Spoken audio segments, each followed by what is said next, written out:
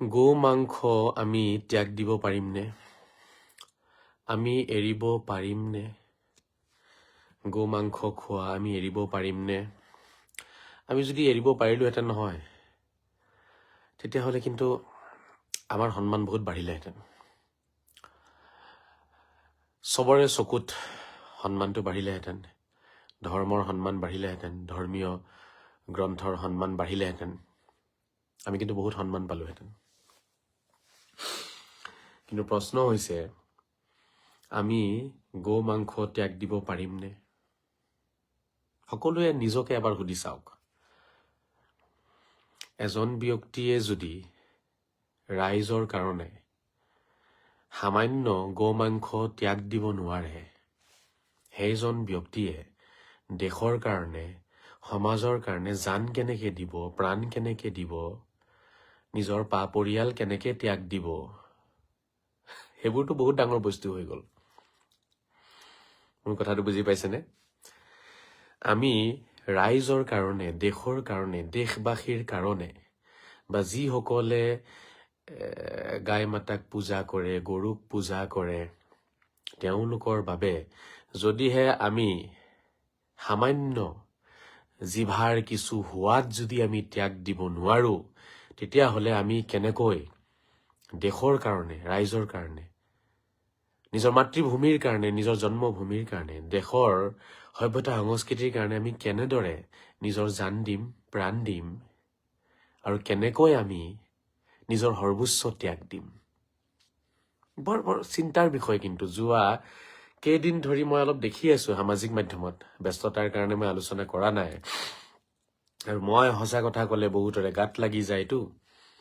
কিন্তু কথাটো ভাবি চাওক, কিছুদিনৰ পৰা আলোচনা হৈ আছে। কিন্তু এইটো আমাৰ মুখ্যমন্ত্ৰী ডাঙৰীয়ায়ো বহু কথাই কৈছে। কংগ্ৰেছে লিখি দিলে, তেখেতে বিধানসভাত সেইটো বিল পাছ কৰি দিব, নিষিদ্ধ কৰিব। মোৰ হিচাপেতো চৰকাৰে নিষিদ্ধ কৰি দিব লাগে, নিষিদ্ধ কৰি দিব লাগে, সম্পূৰ্ণৰূপে অসমত নিষিদ্ধ হৈ যাব লাগে। কমচ কম মৰম চেনেহটো বাঢ়িব আমাৰ মাজত, আৰু এইবোৰ কাজিয়াটো হৈ নাথাকে। আৰু বহুত শুনিলো এইবোৰ গৰু মাংসক লৈ কাজিয়া, কমচ কম কাজিয়াটো বন্ধ হৈ যাব আমাৰ মাজত, হয় নহয়? গতিকে এইটো নিষিদ্ধ হ'ব লাগে, মানে সম্পূৰ্ণৰূপে চৰকাৰে বস্তুটো বেন কৰি দিব লাগে। ভাৰতবৰ্ষৰ বহু জেগাত বেন হোৱা আছে, কৰিছে। এতিয়া সেইটোতো বেলেগ এটা বিষয়, চৰকাৰে কৰিব নকৰিব এইটো চৰকাৰৰ কথা। মই মোৰ মতামত আৰু যিখিনি গৱেষণা কৰি পাইছো, সেইখিনি মতামত মই আগৰে পৰা আপোনালোকৰ মাজত জনাই আহি আছিলো। এতিয়া কথা হৈছে, আপোনালোকে সকলোৱে নিজকে প্ৰশ্ন কৰক, দেশৰ কাৰণে, ৰাইজৰ কাৰণে, দেশৰ সভ্যতা সংস্কৃতিৰ কাৰণে আমি গো মাংস খোৱা ত্যাগ দিব পাৰিমনে? সকলো ব্যক্তিয়ে নিজকে প্ৰশ্ন কৰক, যিসকলে গো মাংস খাই আছে। ঠিক আছে, যিসকলে ভক্ষণ কৰে, গৰু মাংস খায়, মই তেওঁলোকক কৈছো, আপোনালোকে অলপ নিজকে প্ৰশ্ন কৰক। দেশৰ কাৰণে, ৰাইজৰ কাৰণে, সভ্যতা সংস্কৃতিৰ কাৰণে, অন্য ধৰ্মাৱলম্বী লোকসকলৰ শ্ৰদ্ধা ভক্তিক, তেওঁলোকৰ আস্থা বিশ্বাস, ধৰ্মীয় অনুভূতিক সন্মান জনোৱাৰ বাবে আমি গৰু মাংস ত্যাগ দিব পাৰিমনে? ইমানখিনি আমি কৰিব পাৰিমনে তেওঁলোকৰ কাৰণে? এইটো প্ৰশ্ন সকলোৱে নিজকে সোধক।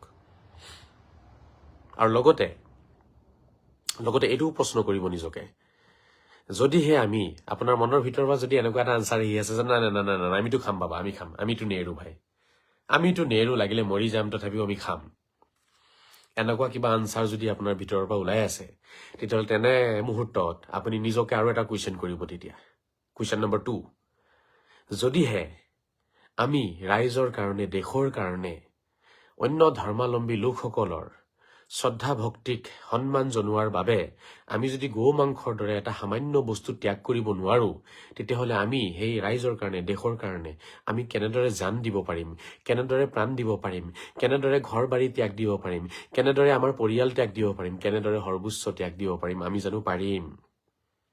এনেই মুখেৰে কোৱা হয় কিছুমান কথা, দেশৰ কাৰণে জান দি দিম, দেশৰ কাৰণে প্ৰাণ দি দিম, দেশৰ কাৰণে এইটো কৰি দিম, দেশৰ কাৰণে সেইটো কৰি দিম। দেশৰ কাৰণে বাবাসকল গৰু মাংসটো ত্যাগ কৰকচোন। আগতে এটা সৰু বস্তু, একেবাৰে সৰু বস্তু, যিটো বাধ্যতামূলক নহয় আমাৰ কাৰণে, আমাৰ কাৰণে বাধ্যতামূলক নহয় এটা কথা লক্ষ্য ৰাখিব আপোনালোকে যদিহে গৰু মাংস আমাৰ বাবে বাধ্যতামূলক হলহেঁতেন খোৱাটো তেতিয়াহ'লে মই চৰকাৰৰ বিৰোধিতা কৰিলোহেঁতেন সৰ্বপ্ৰথমে মই বিৰোধিতা কৰিলোহেঁতেন যিটো বস্তু আমাৰ ধৰ্মত বাধ্যতামূলক খাবই লাগিব নাখালে আমি মুছলমান হ'ব নোৱাৰিম নাখালে আমি নৰকলৈ গুচি যাম নাখালে আমাৰ আল্লাহ সন্তুষ্ট নহব নাখালে হজৰত মহম্মদ সন্তুষ্ট নহব এনেকুৱা যদি কিবা থাকিলেহেঁতেন নহয় তেতিয়াহ'লে সৰ্বপ্ৰথমতে ঠিক আছে সৰ্বপ্ৰথমে মই প্ৰতিবাদ কৰিলোহেঁতেন আৰু এই বস্তুটো আমি মুকলিয়াকে খালোহেঁতেন তেতিয়া কিন্তু এনেকুৱাটো নাই বন্ধুসকল এনেকুৱাটো কতো নাই ঠিক আছে এনেকুৱাটো কতো নাই আমাৰ কাৰণে বাধ্যতামূলক নহয় নাখালে আমি নৰকতো নাযাওঁ ঠিক আছে নাখালে আমাৰ ধৰ্ম নষ্টও নহয় নাখালে আমাৰ একো প্ৰব্লেম নাই বৰঞ্চ নাখালে আমাৰ কোৰাণৰ সন্মান বাঢ়িব নাখালে ইছলামৰ সন্মান বাঢ়িব নাখালে হজৰত মহম্মদৰ সন্মান বাঢ়িব নাখালে গোটেই আমাৰ সমাজখনৰ সন্মানটো বাঢ়ি যাব ভাবি চাওক মোৰ কথাটো ভাবি চাওক এবাৰ আপোনালোকে খালে কিন্তু নাবাঢ়ে সন্মান খালে সদায় কাজিয়া বাঢ়িব খালে সদায় বিতৰ্ক হ'ব খালে সদায় ৰাজনীতি হ'ব ইয়াক লৈ পেলাই ঠিক আছে এই বস্তুটো আমি খোৱাৰ কাৰণেইতো হৈ আছো ন ইমানবোৰ নাটক যিটো বাধ্যতামূলক নহয় আমাৰ কাৰণে খোৱাটো আমাৰ কাৰণে নামাজ পঢ়া বাধ্যতামূলক আমাৰ কাৰণে ৰোজা ৰখা বাধ্যতামূলক আমাৰ কাৰণে হজ কৰা বাধ্যতামূলক আমাৰ কাৰণে জাকাত টেক্স মাল ধন দৌলতৰ টেক্স আদায় দিয়াটো আমাৰ কাৰণে বাধ্যতামূলক হয় আমাৰ কাৰণে সঁচা কথা কোৱাটো বাধ্যতামূলক আমাৰ কাৰণে মিছা কথা ত্যাগ দিয়াটো বাধ্যতামূলক আমাৰ কাৰণে চুৰি নকৰাটো বাধ্যতামূলক আমাৰ কাৰণে ধোকা নিদিয়াটো বাধ্যতামূলক কিন্তু আমাৰ কাৰণে গৰু মাংস খোৱাটো বাধ্যতামূলক নহয় গৰু মাংসই নহয় কোনো মাংসই খোৱা আমাৰ কাৰণে বাধ্যতামূলক নহয় তেনে ক্ষেত্ৰত যিবোৰ বস্তু আমাৰ কাৰণে বাধ্যতামূলক হয় সেইবোৰ বস্তুৰ কাৰণে আমি প্ৰতিবাদ কৰিলে ভাল লাগিব আৰু যিবোৰ বস্তু আমাৰ কাৰণে বাধ্যতামূলক নহয় সেই বস্তুবোৰ আমি ৰাইজৰ কাৰণে দেশৰ কাৰণে সভ্যতা সংস্কৃতিৰ কাৰণে অন্য ধৰ্মাৱলম্বী লোকসকলৰ শ্ৰদ্ধা ভক্তি তেওঁলোকৰ আস্থা তেওঁলোকৰ ধৰ্মীয় অনুভূতিক আমি লক্ষ্য ৰাখি সেই বস্তুটো যদি আজি আমি ত্যাগ দিওঁ তেতিয়াহ'লে আমাৰ সন্মান বাঢ়িব আমাৰ কোৰাণৰ সন্মান বাঢ়িব আমাৰ ধৰ্মৰ সন্মান বাঢ়িব ঠিক আছে আমাৰ সমাজৰ সন্মান বাঢ়িব আমাক সকলোৱে ভাল পাব তেতিয়া যে হজৰত মহম্মদৰ অনুসৰণকাৰী তেওঁলোকে কিন্তু আমাক সন্মুখত ৰাখি আমাক সন্মান জনাই আমাৰ শ্ৰদ্ধা ভক্তিক সন্মান জনাই ঠিক আছে তেওঁলোকে ত্যাগ দিছে এই কথাটোৱে কিন্তু আমাৰ সমাজখনক কিন্তু অমৰ কৰিব আমাৰ সমাজখনক কিন্তু এক এনেকুৱা পৰ্যায়লৈ লৈ যাব যিটো আপুনি কল্পনাও কৰিব নোৱাৰিব মোৰ কথাবোৰ বুজিয়ে নাপায় বহুতে এতিয়া বহুতেই ক'ব ই দালালি কৰিব আহিছে ইয়াত কাৰোবাৰ দালালি কৰি আছে কোনোবা দল সংগঠনৰ দালালি কৰিছে বুলি ক'ব কিন্তু মোৰ কথাটো এবাৰ ভাবি চাওকচোন আপোনালোকে দালালি কৰিছো নে কি কৰিছো এইটো পিছৰ কথা ঠিক আছে মই যিটো কথা কৈছো এইটো এবাৰ ভাবি চাওকচোন আপোনালোকে যদিহে আমি ত্যাগ দিব পাৰো নহয় তেতিয়াহ'লে আমাৰ সন্মান বাঢ়ি যাব কোৰাণৰ সন্মান বাঢ়িব আমি ত্যাগ দিলে কোৰাণৰ সন্মান বাঢ়িব গোটেই অসমৰ সনাতনী সমাজে আমাক সন্মান কৰিব তেতিয়া যে এই সমাজখন হজৰত মহম্মদৰ এই সমাজখন কিন্তু সঁচাকে ত্যাগৰ প্ৰতীক হয় এওঁলোকে যিটো বস্তু খাইছিলে এই বস্তুটো কিন্তু একমাত্ৰ আমাৰ কাৰণে তেওঁলোকে ত্যাগ দিলে সন্মান বাঢ়িব আৰু যদি বোলে নহয় আমি খামেই আমি চালা খামেই আমাক অমুকে অধিকাৰ দিছে তমুকে অধিকাৰ দিছে ধৰ্ম পালন কৰিব দিছে বিভিন্ন ৰকমৰ ডাইলগ ঠিক আছে ডাইলগবোৰ কৈ পেলাই যদি খোৱাৰ ৰাস্তা যোগাৰ কৰাৰ চেষ্টা আমি কৰো তেতিয়াহ'লে আমাৰ সন্মান কেতিয়াও নাবাঢ়ে আমাৰ হজৰত মহম্মদৰ সন্মান কেতিয়াও নাবাঢ়িব কোৰাণৰ সন্মান কেতিয়াও নাবাঢ়ে বৰঞ্চ কমিব আৰু আমাৰ মাজত ভাতৃত্ববোধো কমিব আৰু লগতে হিংসা বাঢ়িব সাম্প্ৰদায়িক চিন্তাবোৰ আমাৰ বাঢ়িব তেতিয়া মোৰ কথা বুজি পাইছেনে কোনোবাই যদি বুজি পাইছে তেতিয়াহ'লে কওক মই মিছাকে কৈছো নেকি কথাখিনি ভাবি চাওক এবাৰ কথাখিনি অনুভৱ কৰক এনেই নুবুজাকে গালি চালি পাৰি থাকে আপোনালোকে যোৱা 4-5 বছৰৰ পৰাই মই প্ৰায় কথাটো কৈ আছো আৰু সামাজিক মাধ্যমত এই বস্তুটো মই প্ৰচাৰ কৰিছো আৰু মই কৈছো যে আপোনালোকে নাখাব কুৰবানীও নিদিব নাখাব কাৰণ তেওঁলোকে পূজা কৰে তেওঁলোকৰ পূজা কৰা বস্তু এটা আমি যদি কাটি কাটি খাওঁ আৰু লগতে যদি আমি কওঁ যে আমি ভাতৃত্ববোধৰ এনাজৰীডাল আৰু টনকিয়াল কৰিব বিচাৰি আছো তাৰ মানে কি গৌ মাংস খাই খাই ভাতৃত্ববোধৰ এনাজৰীডাল টনকিয়াল হ'ব নেকি আমাৰ যিটো বস্তু তেওঁলোকে পূজা কৰে সেইটো বস্তুকে কাটি কাটি খায় আমি কি আমাৰ মাজত মৰম চেনেহ বঢ়াব পাৰিম হা ভাতৃত্ববোধৰ এনাজৰীডাল টনকিয়াল হ'ব নেকি মোক লাগে সভ্য যোগ্য সমাজে মোক আনচাৰটো দিব মোৰ কথাখিনি যোগ্য সমাজৰ বাবেহে হয় যোগ্য সমাজে মোৰ কথাটো যদি বুজিছে অনুভৱ কৰিছে মোক এটা আনচাৰ দিয়ক মোৰ কিন্তু এইটো কেতিয়াও নালাগে আৰু সেয়াই হৈ আছে আমাৰ সেইটোৱে হৈ আছে আমাৰ ভাতৃত্ববোধ খালি মুখত আছে আমি অকল কওঁ খালি ঠিক আছে আমি খালি মুখেৰে কওঁ যে আমি এজন আনজনৰ ভাই হওঁ ভাতৃ হয় আমাৰ ঠিক আছে এইবোৰ মুখেৰে কোৱা কথা খালি কৰ্মত কৰিওতো দেখাব লাগিব যে আমি তেওঁলোকক নিজৰ ভাতৃ বুলি ভাবো সেই সমাজখনক নিজৰ সমাজ বুলি ভাবো ঠিক আছে তেওঁলোকক সঁচাকে আমি সন্মান জনাও এই কথাটো আমি কৰি দেখাব নালাগিব নেকি কৰ্মেৰে নে অকল মুখেৰে ক'লে হ'ব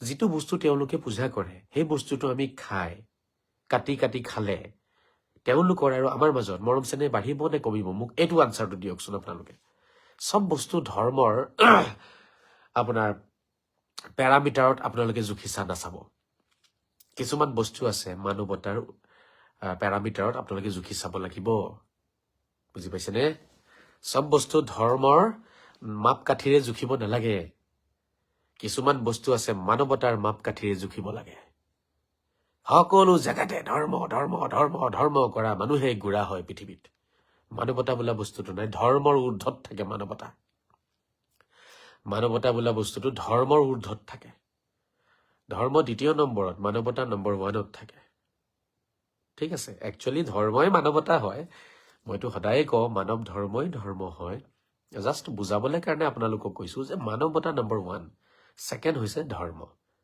ঠিক আছে যদি এইটো কথা আপোনালোকে ভাবে সঁচা বুলি বা যদি এইটো ভাবে যে ধৰ্মই মানৱতা যদি এইটো ভাবি আছে যে ধৰ্মৰ নামেই মানৱতা ধৰ্মই মানৱতা শিকাইছে তেতিয়াহ'লে ইছলামে আমাক মানৱতা শিকোৱা নাই নেকি বন্ধুসকল মই সুধিব বিচাৰিছো আপোনালোকে মোৰ লগতে কমেন্টৰ মাধ্যমেৰে আলোচনা কৰিব পাৰিব এই বিষয়বোৰক লৈ যে ৰাজনীতি কৰিবলৈ কাৰণে আমি সুবিধা দি আছো নাই এই বিজেপিক কংগ্ৰেছক অমুকক তমুকক কোনে দিছে সুবিধা এইবোৰ কৰিবলৈ কাৰণে আমি দিছো কাৰণ আমি বস্তুটো খাওঁ এটা অদৰকাৰী বস্তু এটা আমি খাওঁ অদৰকাৰী বস্তু এটা খাই এতিয়া সেইটো ৰাজনীতি কৰিবলৈ কাৰণে বহুতৰে সুবিধা হৈ গৈছে এতিয়া হৈছে নহৈছে আপোনালোকে মোক কওকচোন বুজি পাইছেনে মোৰ কথাবোৰ আমি অদৰকাৰী বস্তু এটা খাই আছো খাই পেলাই ৰাজনীতি কৰিবলৈ কাৰণে সুবিধাটো কোনে দিছে ক্ষমা কৰিব চৰ্দি একদম জাম হৈ আছে বুকু চুকু সব জাম হৈ আছে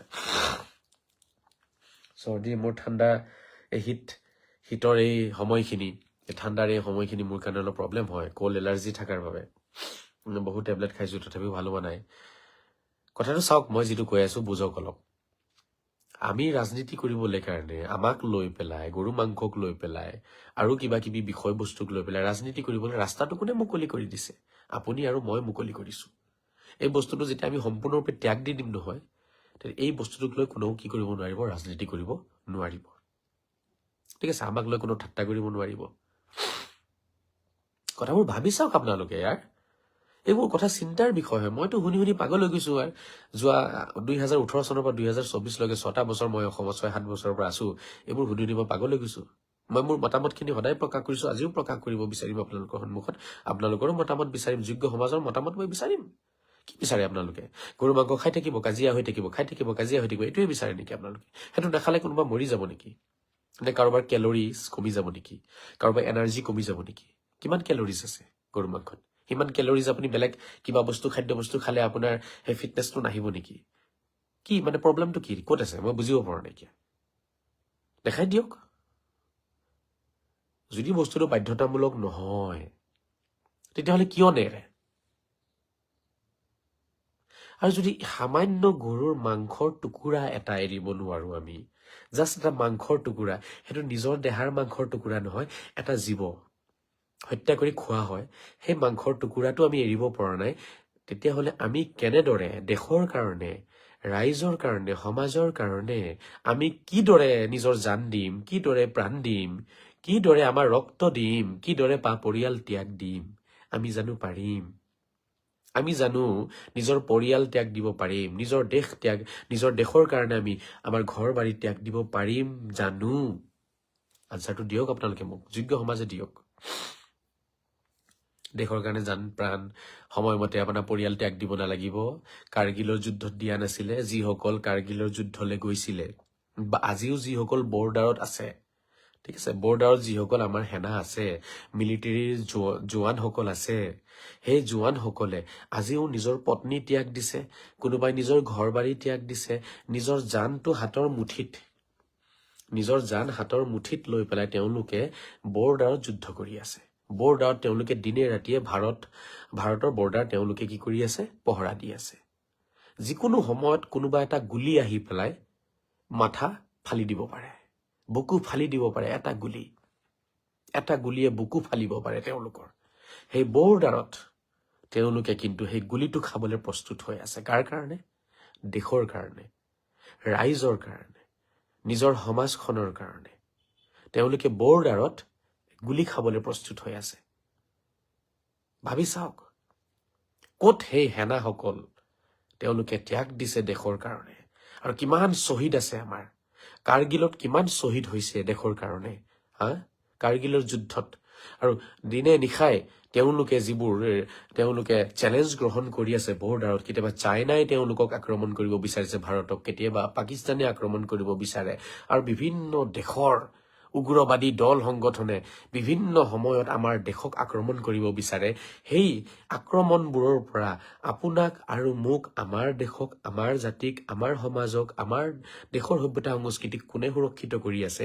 সেই বৰ্ডাৰত থকা সেই চিপাহীসকলে বা যি ইণ্টেলিজেন্স ডিপাৰ্টমেণ্টৰ যিসকলে কাম কৰি আছে, চোৰাংচোৱা বিভাগত যিসকলে কাম কৰি আছে, তেওঁলোকে দিনে নিশাই গুলি খাবলৈ কাৰণে প্ৰস্তুত থাকে। তেওঁলোকে দেশৰ কাৰণে জান প্ৰাণ ত্যাগ দিছে, পত্নী ত্যাগ দিছে, ঘৰ বাৰী ত্যাগ দিয়া নাই? যদি তেওঁলোকে ইমানখিনি ত্যাগ দিছে, আপুনি আৰু মই গৰুৰ মাংস ত্যাগ দিব নোৱাৰিম নেকি দেশৰ কাৰণে? মোৰ এটা ডাঙৰ প্ৰশ্ন, আমাৰ মুছলমান যোগ্য সমাজক মই প্ৰশ্নটো কৰিছো, দেশৰ কাৰণে, ৰাইজৰ কাৰণে, দেশৰ সভ্যতা সংস্কৃতিৰ কাৰণে গৰু মাংস ত্যাগ দিব পাৰিমনে আমি? আমি হওঁনে সঁচাকে দেশভক্ত? এই দেশত অকল গৰু মাংস খোৱা মানুহ নাইতো। যদি গোটেই মানুহখিনি গৰু মাংস খোৱা মানুহ থাকিলেহেঁতেন নহয়, তেতিয়াহ'লে মোৰ কোনো আপত্তি নাছিলে, মোৰ কোনো কথা নাছিলে ইয়াত, তেতিয়া মই মাত নামাতিলোহেঁতেন। কিন্তু এই দেশৰ 75% মানুহ, 70 পৰা 75% মানুহ গৰু মাংস নাখায়। তাৰে ভিতৰত বহুতে পূজা কৰে, কিছুমান বহুতে পূজা নকৰিব পাৰে, বাট বহুতেই কৰে। অসমৰ মুখ্যমন্ত্ৰীয়ে নিষিদ্ধ কৰিব কিয় বিচাৰি আছে?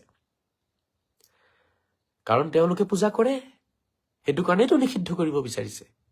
মুখ্যমন্ত্ৰী ডাঙৰীয়া এনেকুৱা কথা কিয় কৈ আছে যে অমুকে লিখি দিলে, তমুকে লিখি দিলে, মই নিষিদ্ধ কৰি দিম একেদিনতে?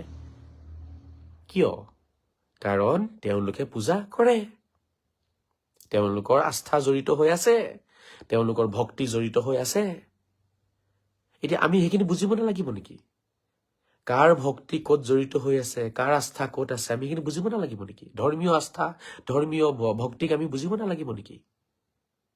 যদি আমি নুবুজো, তেতিয়াহ'লে আমি কেনেকুৱা মুছলমান হলো?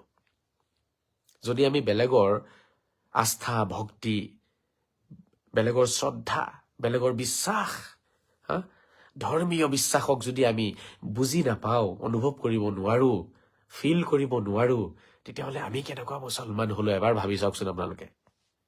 আমাক জানো হজৰত মহম্মদে এইবোৰ শিকাইছে? আমাক জানো কোৰাণে এইবোৰে শিকাইছে? আপোনালোকে মোক আনচাৰটো দিয়ক। ক'ৰবাত হজৰত মহম্মদে কৈছে নেকি যে কোনোবাই বেয়া পালে পাওক, ভাল পালে পাওক, ঠিক আছে, কোনোবাই কষ্ট পালে পাওক, কোনোবাই দুখ পালে পাওক, কাৰোবাৰ আস্থা, অনুভূতি, আপোনাৰ শ্ৰদ্ধা ভক্তিত লাগিলে আঘাতে লাগক, তথাপিও তোমালোকে এই কামটো কৰিবাই নেৰিবা? লাগিলে কাজিয়া হৈ যাওক, লাগিলে দাংগা হৈ যাওক, বিতৰ্ক হৈ যাওক, মাৰপিট হৈ যাওক, তথাপিও তোমালোকে নেৰিবা, খাবাই মানে খাবাই। এনেকুৱা কথা কৈছে নেকি হজৰত মহম্মদে? এনেকুৱা কথা কৈছে নেকি আল্লাহে? মই জানিব বিচাৰো। কথাটো কোৱা নাইকিয়া। তাৰ পিছতো আমি এই বস্তুটো ত্যাগ দিব নিবিচাৰো। আচলতে কিয় ত্যাগ দিব নিবিচাৰো, এইটো এটা ডাঙৰ প্ৰশ্ন হয়। আপোনালোকে সকলোৱে নিজকে সুধিব প্ৰশ্নটো। আপুনি যে গৰু মাংস ত্যাগ দিব নোৱাৰে, কিয় দিব নোৱাৰে? আপুনি প্ৰশ্নটো নিজকে সোধক। আপুনি আনচাৰ কি পাব জানেনে? আনচাৰ হৈছে জিভাৰ সোৱাদ। এইটোৱে আনচাৰ, কোনো ধৰ্ম নহয়। আপুনি আপোনাৰ সোৱাদ ত্যাগ দিব পৰা নাই। 6 ৰিপু দমন কৰিবলৈ কয়, ইয়াকে আধ্যাত্মিক জগত বুলি কয়। লোভ, লোভ দমন কৰিব পৰা নাই, লোভ। সেইটো নাখালে মানে ভাল নালাগে। আৰু এতিয়া ধৰ্মক মিছামিছি মাজত টানি আনি পেলাই ধৰ্মৰ কান্ধাত বন্দুক থৈ বন্দুক ফুটোৱা হৈ আছে। ধৰ্মটোক এনেই অপমান কৰা হৈ আছে। ধৰ্মই কেতিয়াও কোৱা নাছিলে খাবলৈ কাৰণে, কিন্তু যিসকলে খাব বিচাৰি আছে আৰু তেওঁলোকে নেৰে, আচলতে তেওঁলোকে কৰবাত নহয় কৰবাত ধৰ্মৰ নামত নিজৰ জিভাৰ সোৱাদ পূৰণ কৰি আছে। ধৰ্মৰ নামত জিভাৰ সোৱাদ পূৰণ কৰি আছে। মই এইটো কথাটো ক'ব বিচাৰিম, বেয়া নাপাব আপোনালোকে এইটো কথা কোৱাৰ কাৰণে। আপুনি নিজকে নিজে কুৱেশ্যন কৰক, আপোনাৰ এইটোৱে আনচাৰ আপুনি বিচাৰি পাব। ধৰ্মৰ নামত জিভাৰ সোৱাদ পূৰণ হৈ আছে। একচুৱেলি ধৰ্মই কোৱাই নাছিলে খাবলৈ কাৰণে। ধৰ্মই বাধ্যতামূলক কৰাই নাছিলে বস্তুটো। ধৰ্মই খাব কৈছে বুলি আপুনি তেতিয়া ক'ব পাৰিব যেতিয়া ধৰ্মই বাধ্যতামূলক কৰিছে। ধৰ্মইটো বাধ্যতামূলক কৰা নাই।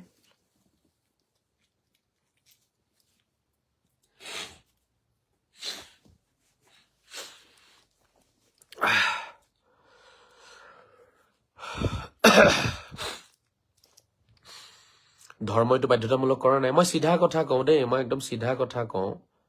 মোক কোনোবাই ভাল পালে পাব, বেয়া পালে পাব, মোৰ একো আহে নাযায়। বেছিতকে বেছি জেলত ভৰাই থব, তাতকে বেছি একো কৰিব নোৱাৰে মোক। ঠিক আছে, তাতকে বেছি একো কৰিব নোৱাৰে। ধৰ্মৰ নামত জিভাৰ সোৱাদ পূৰণ কৰি আছে।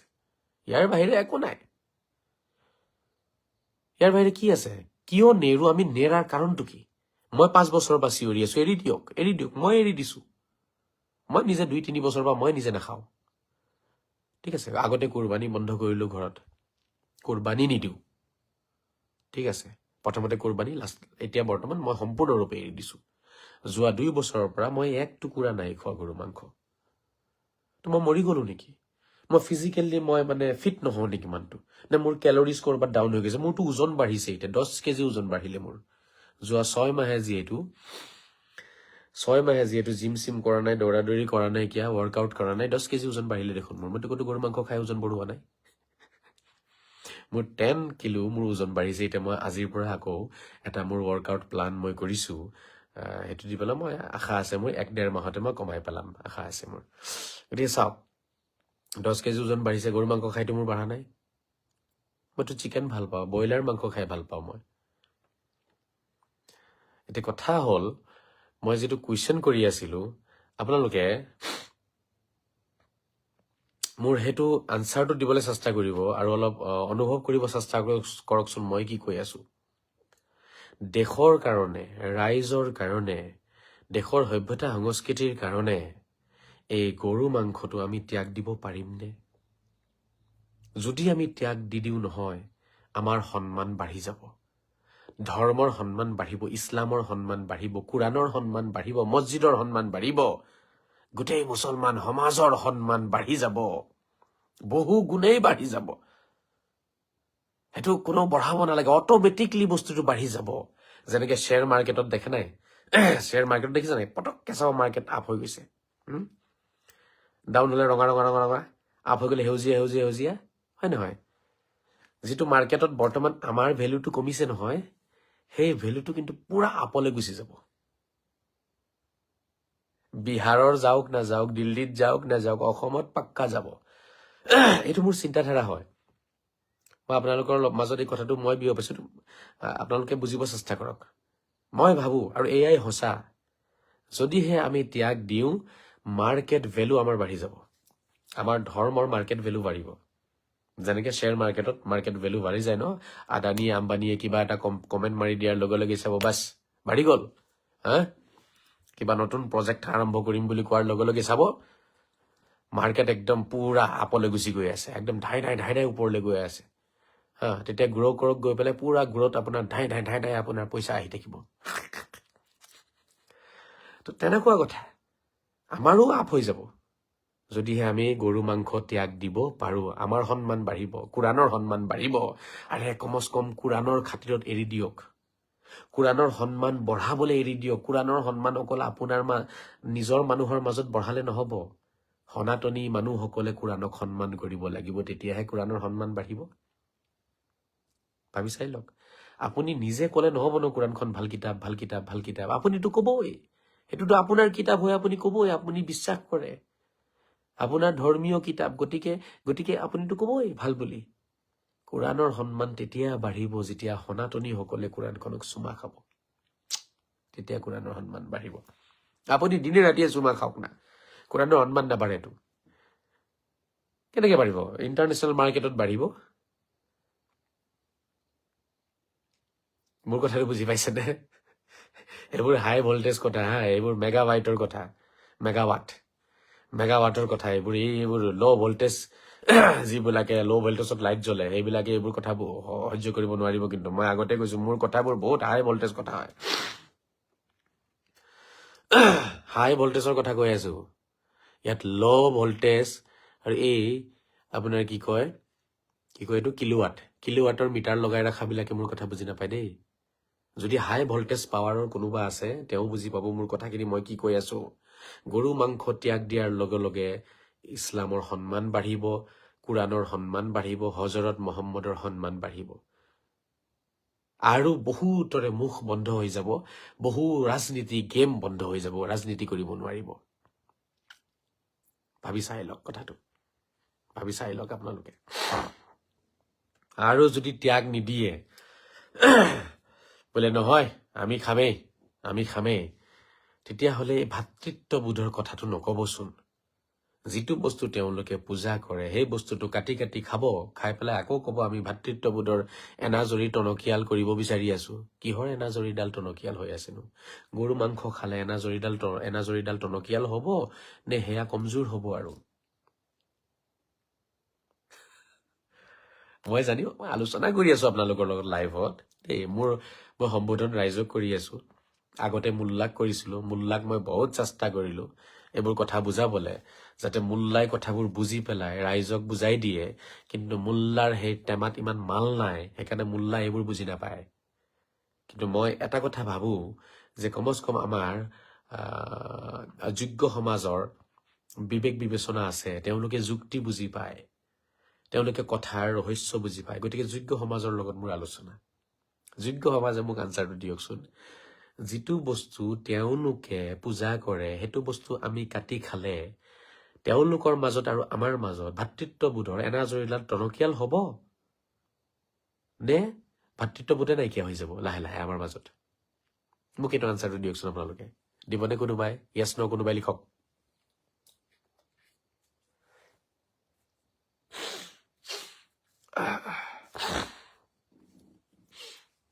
ক্ষমা কৰিব, চৰ্দিটো খুব বেছি।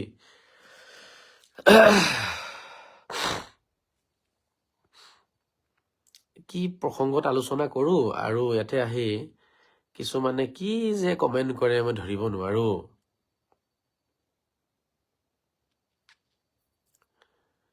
আমাৰ সাধন ঘোষ দাদাই লিখিছে, আপোনাৰ ওপৰত কোৰাণৰ বাণী সাৰ্থক, আপোনাক দেখিলে কোৰাণৰ কথা মনত পৰে। ধন্যবাদ জনাইছো দাদা আপোনাক, সেয়া আপোনাৰ মৰম।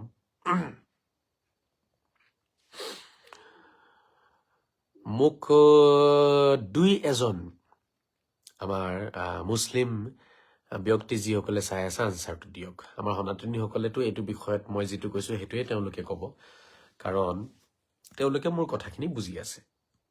ইয়াতে এইটো কাৰণে নহয় যে তেওঁলোক সনাতনী আমি মুছলিম, সেইটো কাৰণে তেওঁলোকে মোৰ কথাত য়েছ বুলি নকয়। মই ভাবো এইটো তেওঁলোকে ফিল কৰিছে, সেইটো কাৰণে তেওঁলোকে য়েছ বুলি কব।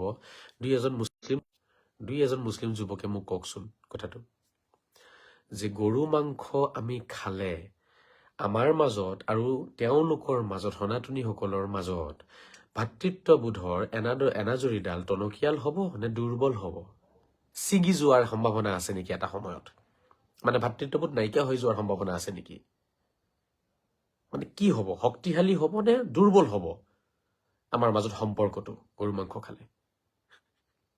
মোক এইটো লাগে, আনচাৰটো দিয়ক।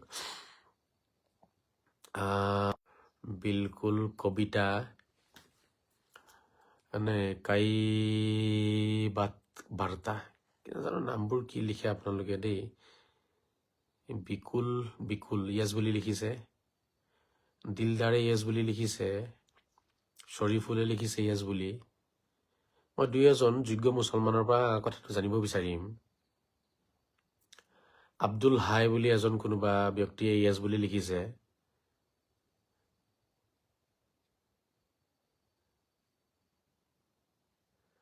কিৰণ দাদা এটা কমেণ্ট কৰিছে, ধন্যবাদ কিৰণ দাদা। শ্বৰীফুলক ধন্যবাদ জনাইছো। জাহাংগীৰ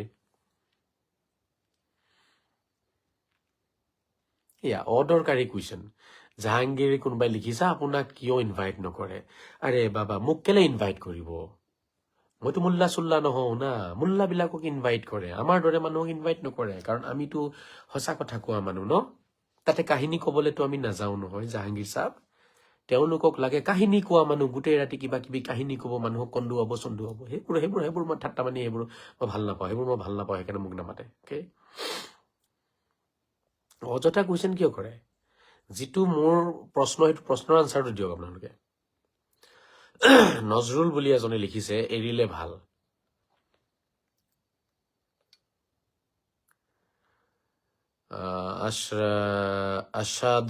আশাদুৰ বুলি কোনোবা এজনে য়েছ বুলি লিখিছে। কিৰণ ডেকা য়েছ বুলি লিখিছে।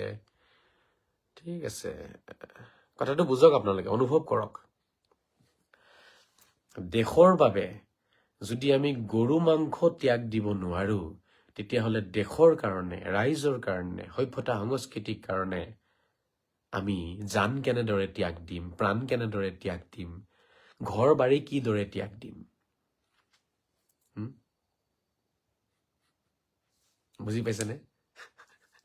চিন্তাৰ কথা নহয় জানো, এইবোৰ জমনি কথা, কিন্তু মানে অলপ হাঁহিও উঠে। আকৌ আমি একদম বুকু ফুলাই ফুলাই, ডিঙিৰ হিৰ ফুলাই ফুলাই দেশৰ কাৰণে জান দিম, দেশৰ কাৰণে প্ৰাণ দিম, আমি দেশৰ কাৰণে সৰ্বোচ্চ ত্যাগ দিম, এইবোৰ যে আমি কওঁ, হা, আমাৰ কথা আৰু কৰ্মৰ মাজত কিবা মিল আছেনে? দেশৰ কাৰণে, দেশৰ ৰাইজৰ কাৰণে, সভ্যতা সংস্কৃতিৰ কাৰণে মাংসৰ টুকুৰা এটা যদি আপুনি ত্যাগ দিব পৰা নাই, তেতিয়াহ'লে আপুনি জান কেনেদৰে ত্যাগ দিব, কেনেদৰে প্ৰাণ ত্যাগ দিব, কেনেদৰে পৰিয়াল ত্যাগ দিব, কেনেদৰে পত্নী ত্যাগ দিব, কেনেদৰে ল'ৰা ছোৱালী ত্যাগ দি আপুনি দেশৰ কাৰণে মৰিবৰ কাৰণে, শ্বহীদ হ'বৰ কাৰণে কেনেকে আগবাঢ়ি যাব? আপুনি কেনেকে আগবাঢ়িব? শ্বহীদ হোৱাটো ইমান সহজ কথা নহয়। যিসকল দেশৰ কাৰণে শ্বহীদ হয় নহয়, তেওঁলোকে নিজৰ ঘৰ বাৰী ত্যাগ দিয়ে, নিজৰ পত্নী ত্যাগ দিয়ে, ল'ৰা ছোৱালী ত্যাগ দিয়ে। যেতিয়া বৰ্ডাৰত চিপাহীসকল যায় নহয়, তেওঁলোকে যেতিয়া ছুটীলৈ আহে, ছুটীৰ পৰা যেতিয়া আকৌ ঘূৰি বৰ্ডাৰলৈ যায়, আপোনালোকে জানেনে, তেওঁলোকৰ ল'ৰা ছোৱালীয়ে তেওঁলোকক সাৱটি ধৰি ধৰি কান্দে। দেউতা নাযাবা, দেউতা তুমি থাকা, এইটো চাকৰি এৰি দিয়া, এই চাকৰি এৰি দিয়া, নাযাবা, তোমাৰ কথা মনত পৰে, তোমাৰ লগত থাকিব মন যায়, তোমাৰ লগত দিন পাৰ কৰিব মন যায়। ল'ৰা ছোৱালীয়ে তেনেকুৱা চিপাহীৰ কাৰণে, তেনেকুৱা চিপাহীৰ ল'ৰা ছোৱালীসকলে তেওঁলোকক ধৰি ধৰি কান্দে, যেতিয়া তেওঁলোকে ছুটীৰ পৰা ঘূৰি পেলাই যেতিয়া ডিউটিলৈ যায়, আৰু পত্নীয়ে গোটেই ৰাতি কান্দে। কাৰণ এই যে মানুহজন গৈ আছে, আকৌ যে ঘূৰি আহিব, তাৰ কোনো কি নাথাকে, গ্যাৰাণ্টি নাথাকে। কাৰণ বৰ্ডাৰত কাৰ মৃত্যু ক'ত আছে কোনেও নাজানে, কোনটো গুলিত লিখা আছে কাৰ মৃত্যু কোনো নাজানে। সেই গুলি খাবলৈ কাৰণে তেওঁলোকে তাত গৈ পেলাই ৰেডি হৈ থাকে। কাৰ কাৰণে গুলিটো খাইছে? দেশৰ কাৰণে গুলি খাইছে, দেশৰ ৰাইজৰ কাৰণে গুলি খাইছে, দেশৰ সভ্যতা সংস্কৃতি সুৰক্ষিত কৰিবলৈ কাৰণেতো তেওঁলোকে গুলিটো খাই গৈ বৰ্ডাৰত। আৰু আমি কেইটা ইয়াতে বহি বহি ডাইলগ মাৰো খালি, দেশৰ কাৰণে জান দিম, দেশৰ কাৰণে প্ৰাণ দিম, দেশৰ কাৰণে মৰি যাম, দেশৰ কাৰণে চব কৰিম। কি কৰিব দেশৰ কাৰণে? কি কৰিব দেশৰ কাৰণে? গৰুৰ মাংস ত্যাগ দিব পৰা নাই দেশৰ কাৰণে, গৰুৰ মাংসৰ সোৱাদ ত্যাগ দিব পৰা নাই দেশৰ কাৰণে, ৰাইজৰ কাৰণে, গুলি কেনেকে খাব বৰ্ডাৰত গৈহে? কেনেকে জান দিব আপুনি? কেনেকে প্ৰাণ দিব আপুনি? কেনেকে পত্নী ত্যাগ দিব? কেনেকে ল'ৰা ছোৱালী ত্যাগ দিব আপুনি? কেনেকে ঘৰ বাৰী ত্যাগ দিব আপুনি? ভাবি চাওক, নিজকে কুৱেশ্যনটো কৰক। মোৰ কাম আইনা দেখুওৱা, আইনা। বুজি পাইছেনে? মই আইনা দেখাও আৰু সেই আইনাত আপোনালোকে নিজৰ চেহেৰাটো চাবচোন। চাব আইনাত যে সঁচাকে আমি দেশপ্ৰেমী হওঁনে? দেশপ্ৰেমী মানে কি? এই মাটি, এই গছ ভাল পোৱাক কয় নেকি দেশপ্ৰেমী?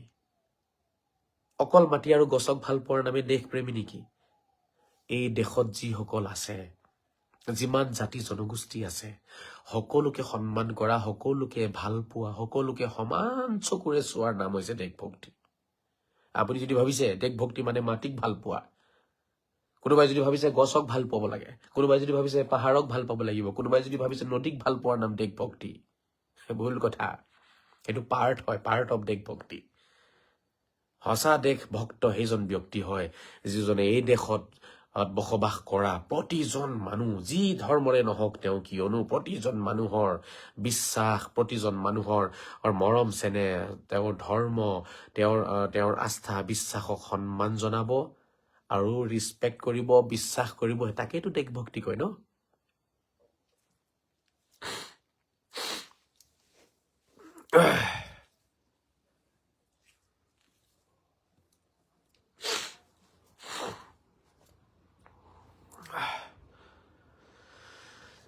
কোনোবা এজনে লিখিছে, ফিৰোজ হুছেইন, কেৱল মুছলমানে গো মাংস নহয়, সকলো মাংসই এৰিব লাগে সকলোৱে বুলি মই ভাবো। চাওক, এইটো আপোনাৰ কোনো যুক্তি নথকা কথা।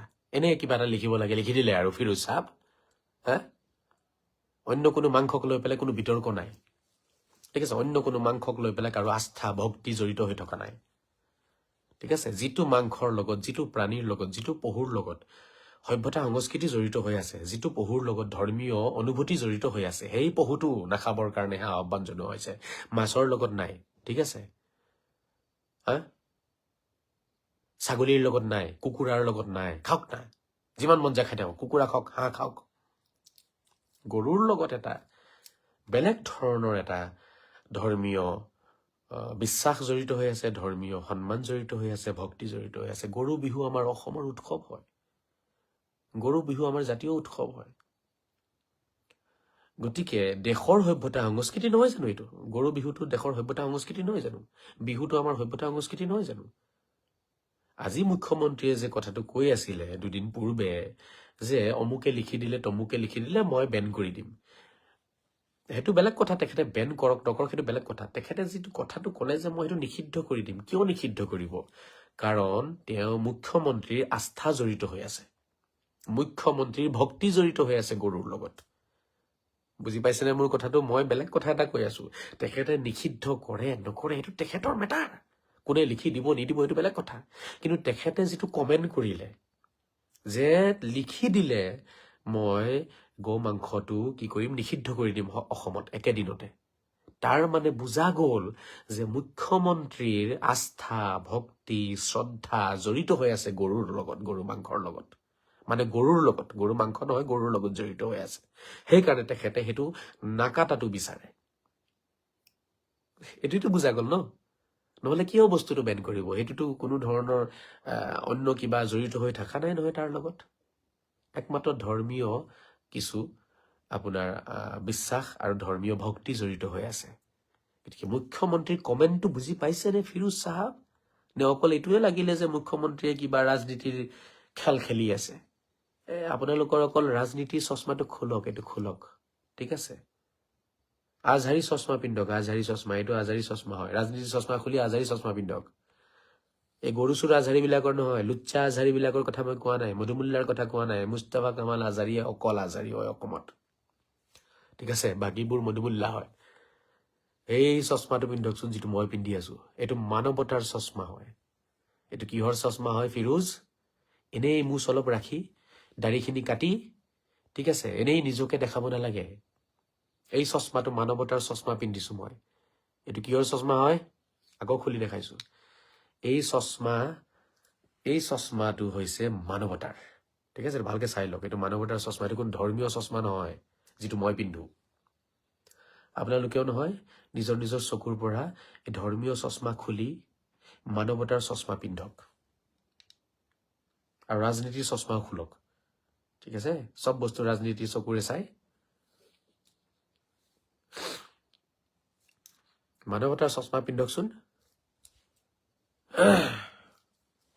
মোৰ প্ৰশ্নৰ চিধা আনসাৰ দিয়ক দেশৰ কাৰণে আপুনি জান দিব পাৰিব যদি দেশৰ কাৰণে জান দিব পাৰে দেশৰ কাৰণে আপুনি গৰু মাংস ত্যাগ দিব নোৱাৰে এটা মাংসৰ টুকুৰা যদি আপুনি দেশৰ কাৰণে গৰু মাংস ত্যাগ দিব নোৱাৰে তেতিয়াহলে আপুনি দেশৰ কাৰণে জান দিব নোৱাৰে আপুনি এটা মিছা কথা কৈ আছে জান দিব পাৰিম সময়মতে আপুনি পলাব কিন্তু সময়মতে আপুনি পলাব কিন্তু যদি হসাকে দেশৰ কাৰণে জান দিবলৈ কাৰণে যদি তেনেকুৱা কিবা সিচুৱেশন হৈ যায় নহয় তেতিয়াহলে কিন্তু এইবোৰ পলাব যিসকলে গৰু মাংস ত্যাগ দিব নোৱাৰে দেশৰ কাৰণে তেওঁলোকে দেশৰ কাৰণে জান কেনেকৈ দিব জানটো বেছি মূল্যৱান নে গৰু মাংস বেছি মূল্যৱান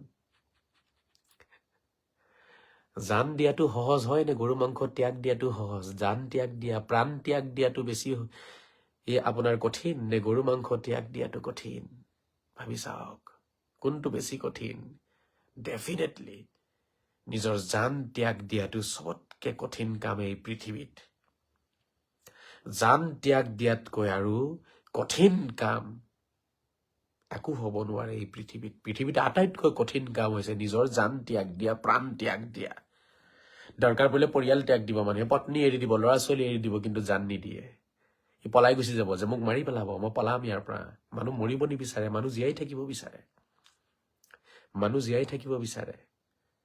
জীয়াই থকাৰ আশা কাৰ নাই দৰকাৰ পৰিলে মোক কিছুমান পত্নী এৰি দিব ল'ৰা ছোৱালী এৰি দিব ঘৰ বাৰী এৰি দিব পলাই গুচি যাব কৰবাত জংগলে মংগলে গৈ থাকিব তথাপিও মৰিব নিবিচাৰে মানুহ জীয়াই থাকিব বিচাৰে সদায় গতিকে বুজাকল মানুহৰ জান আৰু প্ৰাণটো আটাইতকৈ বেছি মানুহৰ কাৰণে কি হয় মূল্যৱান হয় আৰু আটাইতকৈ কঠিন কাম হয় ত্যাগ দিয়াটো গতিকে ইমান ডাঙৰ ডায়লগ যিসকলে মাৰে যে দেশৰ কাৰণে জান দি দিম দেশৰ কাৰণে প্ৰাণ দি দিম দেশৰ কাৰণে মই সৰ্বোচ্চ ত্যাগ দিম আপুনি জান দিব নালাগে দেশৰ কাৰণে আপুনি দেশৰ কাৰণে প্ৰাণ দিব নালাগে আপুনি সামান্য এটা গৰুৰ মাংস ত্যাগ দিয়কচোন দেশৰ কাৰণে প্ৰথমতে এইটো ত্যাগ দিয়ক তাৰপিছত জান ত্যাগ দিব তাৰপিছত প্ৰাণ ত্যাগ দিব আপুনি সামান্য গৰু মাংস যদি ত্যাগ দিব পৰা নাই সামান্য জিভাৰ সোৱাদ যদি আপুনি দেশৰ কাৰণে ত্যাগ দিব পৰা নাই তেতিয়াহলে অতি মূল্যৱান সেই জান আৰু প্ৰাণ আপুনি দেশৰ কাৰণে কেনেকে দিব তাৰ মানে বুজা গল আপুনি মিছা কথা কৈ আছে আপুনি এনেই মানে আপুনি এটা কিবা খেলা খেলি আছে হা ধোকা দি আছে চকুত ধুলি দি আছে দেশৰ কাৰণে জান দিম প্ৰাণ দিম কি জান দিব প্ৰাণ দিব গৰু মাংস ত্যাগ দিব নোৱাৰিলে দেখোন এটা সামান্য বস্তু হয় গৰু মাংস যাৰ কোনো হেৰিয়ে নাই ক'বলৈ গ'লে কোনো স্থানে নাই এটা সামান্য খাদ্য বস্তু এটা জাষ্ট খাদ্য হয় খাদ্য বস্তু এটা আপুনি ত্যাগ দিব নোৱাৰিলে দেশৰ কাৰণে আৰু আপুনি কয় মই দেশৰ কাৰণে জান ত্যাগ দিম প্ৰাণ ত্যাগ দিম ল'ৰা ছোৱালী ত্যাগ দিম পত্নী ত্যাগ দিম ঘৰ বাৰী ত্যাগ দিম হৈছে আৰু তেতিয়াহলে গতিকে শ্ৰদ্ধাৰ ৰাইজ কথাবোৰ ভাবক মই কি কৈ আছো মোৰ কথাবোৰত বহুত কিবা কিবি লুকাই আছে এইবোৰ বুজিবলৈ কাৰণে বহুত আপুনি চিন্তা কৰিব লাগিব মই কিবা এটা বেলেগ কিবা এটা কৈ আছো যিটো আধ্যাত্মিক জগতৰ উচ্চ স্তৰৰ কথা হয় এইবোৰ বহুত হাই ভল্টেজ কথা হয় ঠিক আছে এই মেগাৱাটৰ কথা হয় এইবোৰ কোনো কিলোৱাটত এইবোৰ কথা মানুহে সহ্য কৰিব নোৱাৰিব ভাল ভাল ডক্টৰেট ডিগ্ৰী থকা মানুহে মোৰ কথা বুজি নাপায় মই কি ক'ব বিচাৰিছো বুজিব চেষ্টা কৰক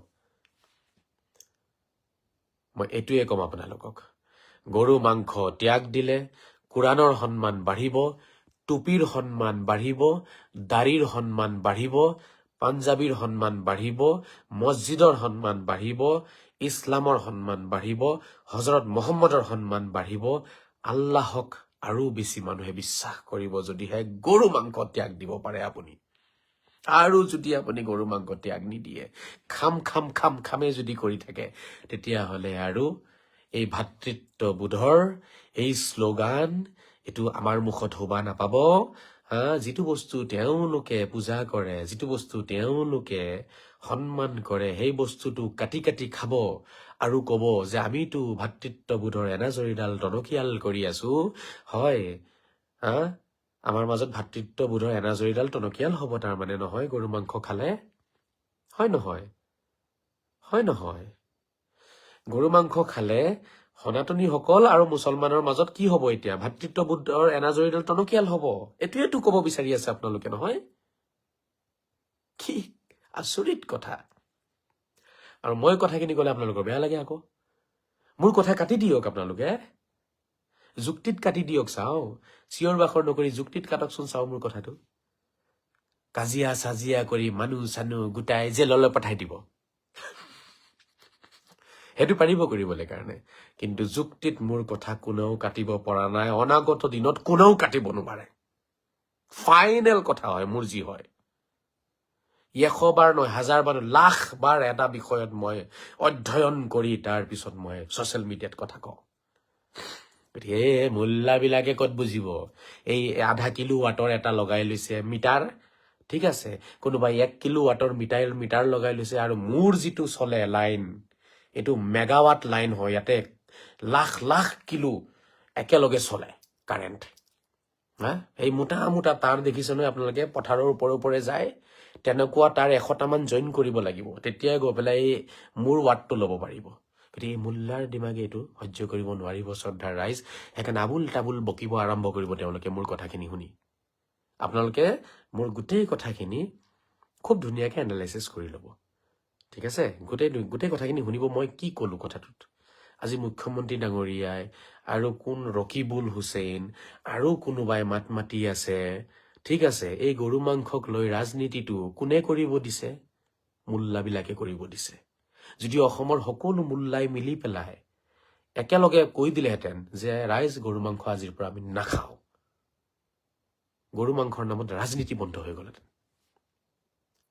ৰাজনীতি বন্ধ হৈ গ'লহেঁতেন, কিমান ডাঙৰ এটা আমাৰ মানে শুভ লক্ষণ। এটা বস্তুক ৰাজনীতি বনাব নোৱাৰিলেহেঁতেন কোনো। সেইটো আমাৰ প্ৰথমটো লাভ হ'ল। দ্বিতীয়টো লাভ হ'ব কি, মই বাৰে বাৰে কৈছো যে আমি যদি গৰু মাংস ত্যাগ দিওঁ, তেতিয়াহ'লে কোৰাণৰ সন্মান বাঢ়িব, হজৰত মহম্মদৰ সন্মান বাঢ়িব, ইছলামৰ সন্মান বাঢ়িব, মুছলমান সমাজৰ সন্মান বাঢ়িব, টুপিৰ সন্মান বাঢ়িব, দাড়িৰ সন্মান বাঢ়িব, প্ৰতিটো বস্তুৰ সন্মান বাঢ়ি যাব আমাৰ। প্ৰতিটো বস্তুৰ সন্মান বাঢ়ি যাব আমাৰ, যদিহে আমি গৰু মাংস ত্যাগ দিওঁ। অসমৰ সনাতনীসকলে আমাক সদায় মৰম কৰিব, আৰু আগতেও কৰিছে আৰু কৰিব, যে এওঁলোকে আমাৰ কাৰণে একমাত্ৰ আমি পূজা কৰো, একমাত্ৰ ভগৱান শ্ৰীকৃষ্ণৰ বাহন হয়, ভগৱান শিৱৰ লগত সম্পৰ্ক আছে, বিহুৰ লগত সম্পৰ্ক আছে, কাৰণে তেওঁলোকে এই গৰু মাংসটো তেওঁলোকে খোৱাত এৰি দিলে, ত্যাগ দিছে। এই কথাটো সনাতনীসকলৰ মন মগজুত সোমাই যাব, শ্ৰদ্ধাৰ মুছলমান সমাজ, সোমাই যাব।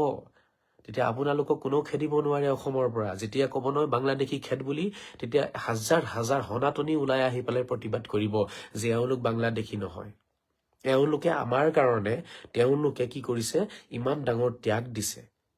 গতিকে এওঁলোকক কোনে খেদে আমিও চাই লওঁ। তেতিয়া সেই 70% সনাতনীয়ে কিন্তু মাত দিব। আজি কিন্তু মাত নিদিয়ে। আজি 70% সনাতনীয়ে কিন্তু মাত দিব নিবিচাৰে। তাই ৰাজনীতিৰ কাৰণে 2-এটাই চিঞৰ বাখৰ কৰিব, সেইবোৰ ৰাজনীতি গেম হয়।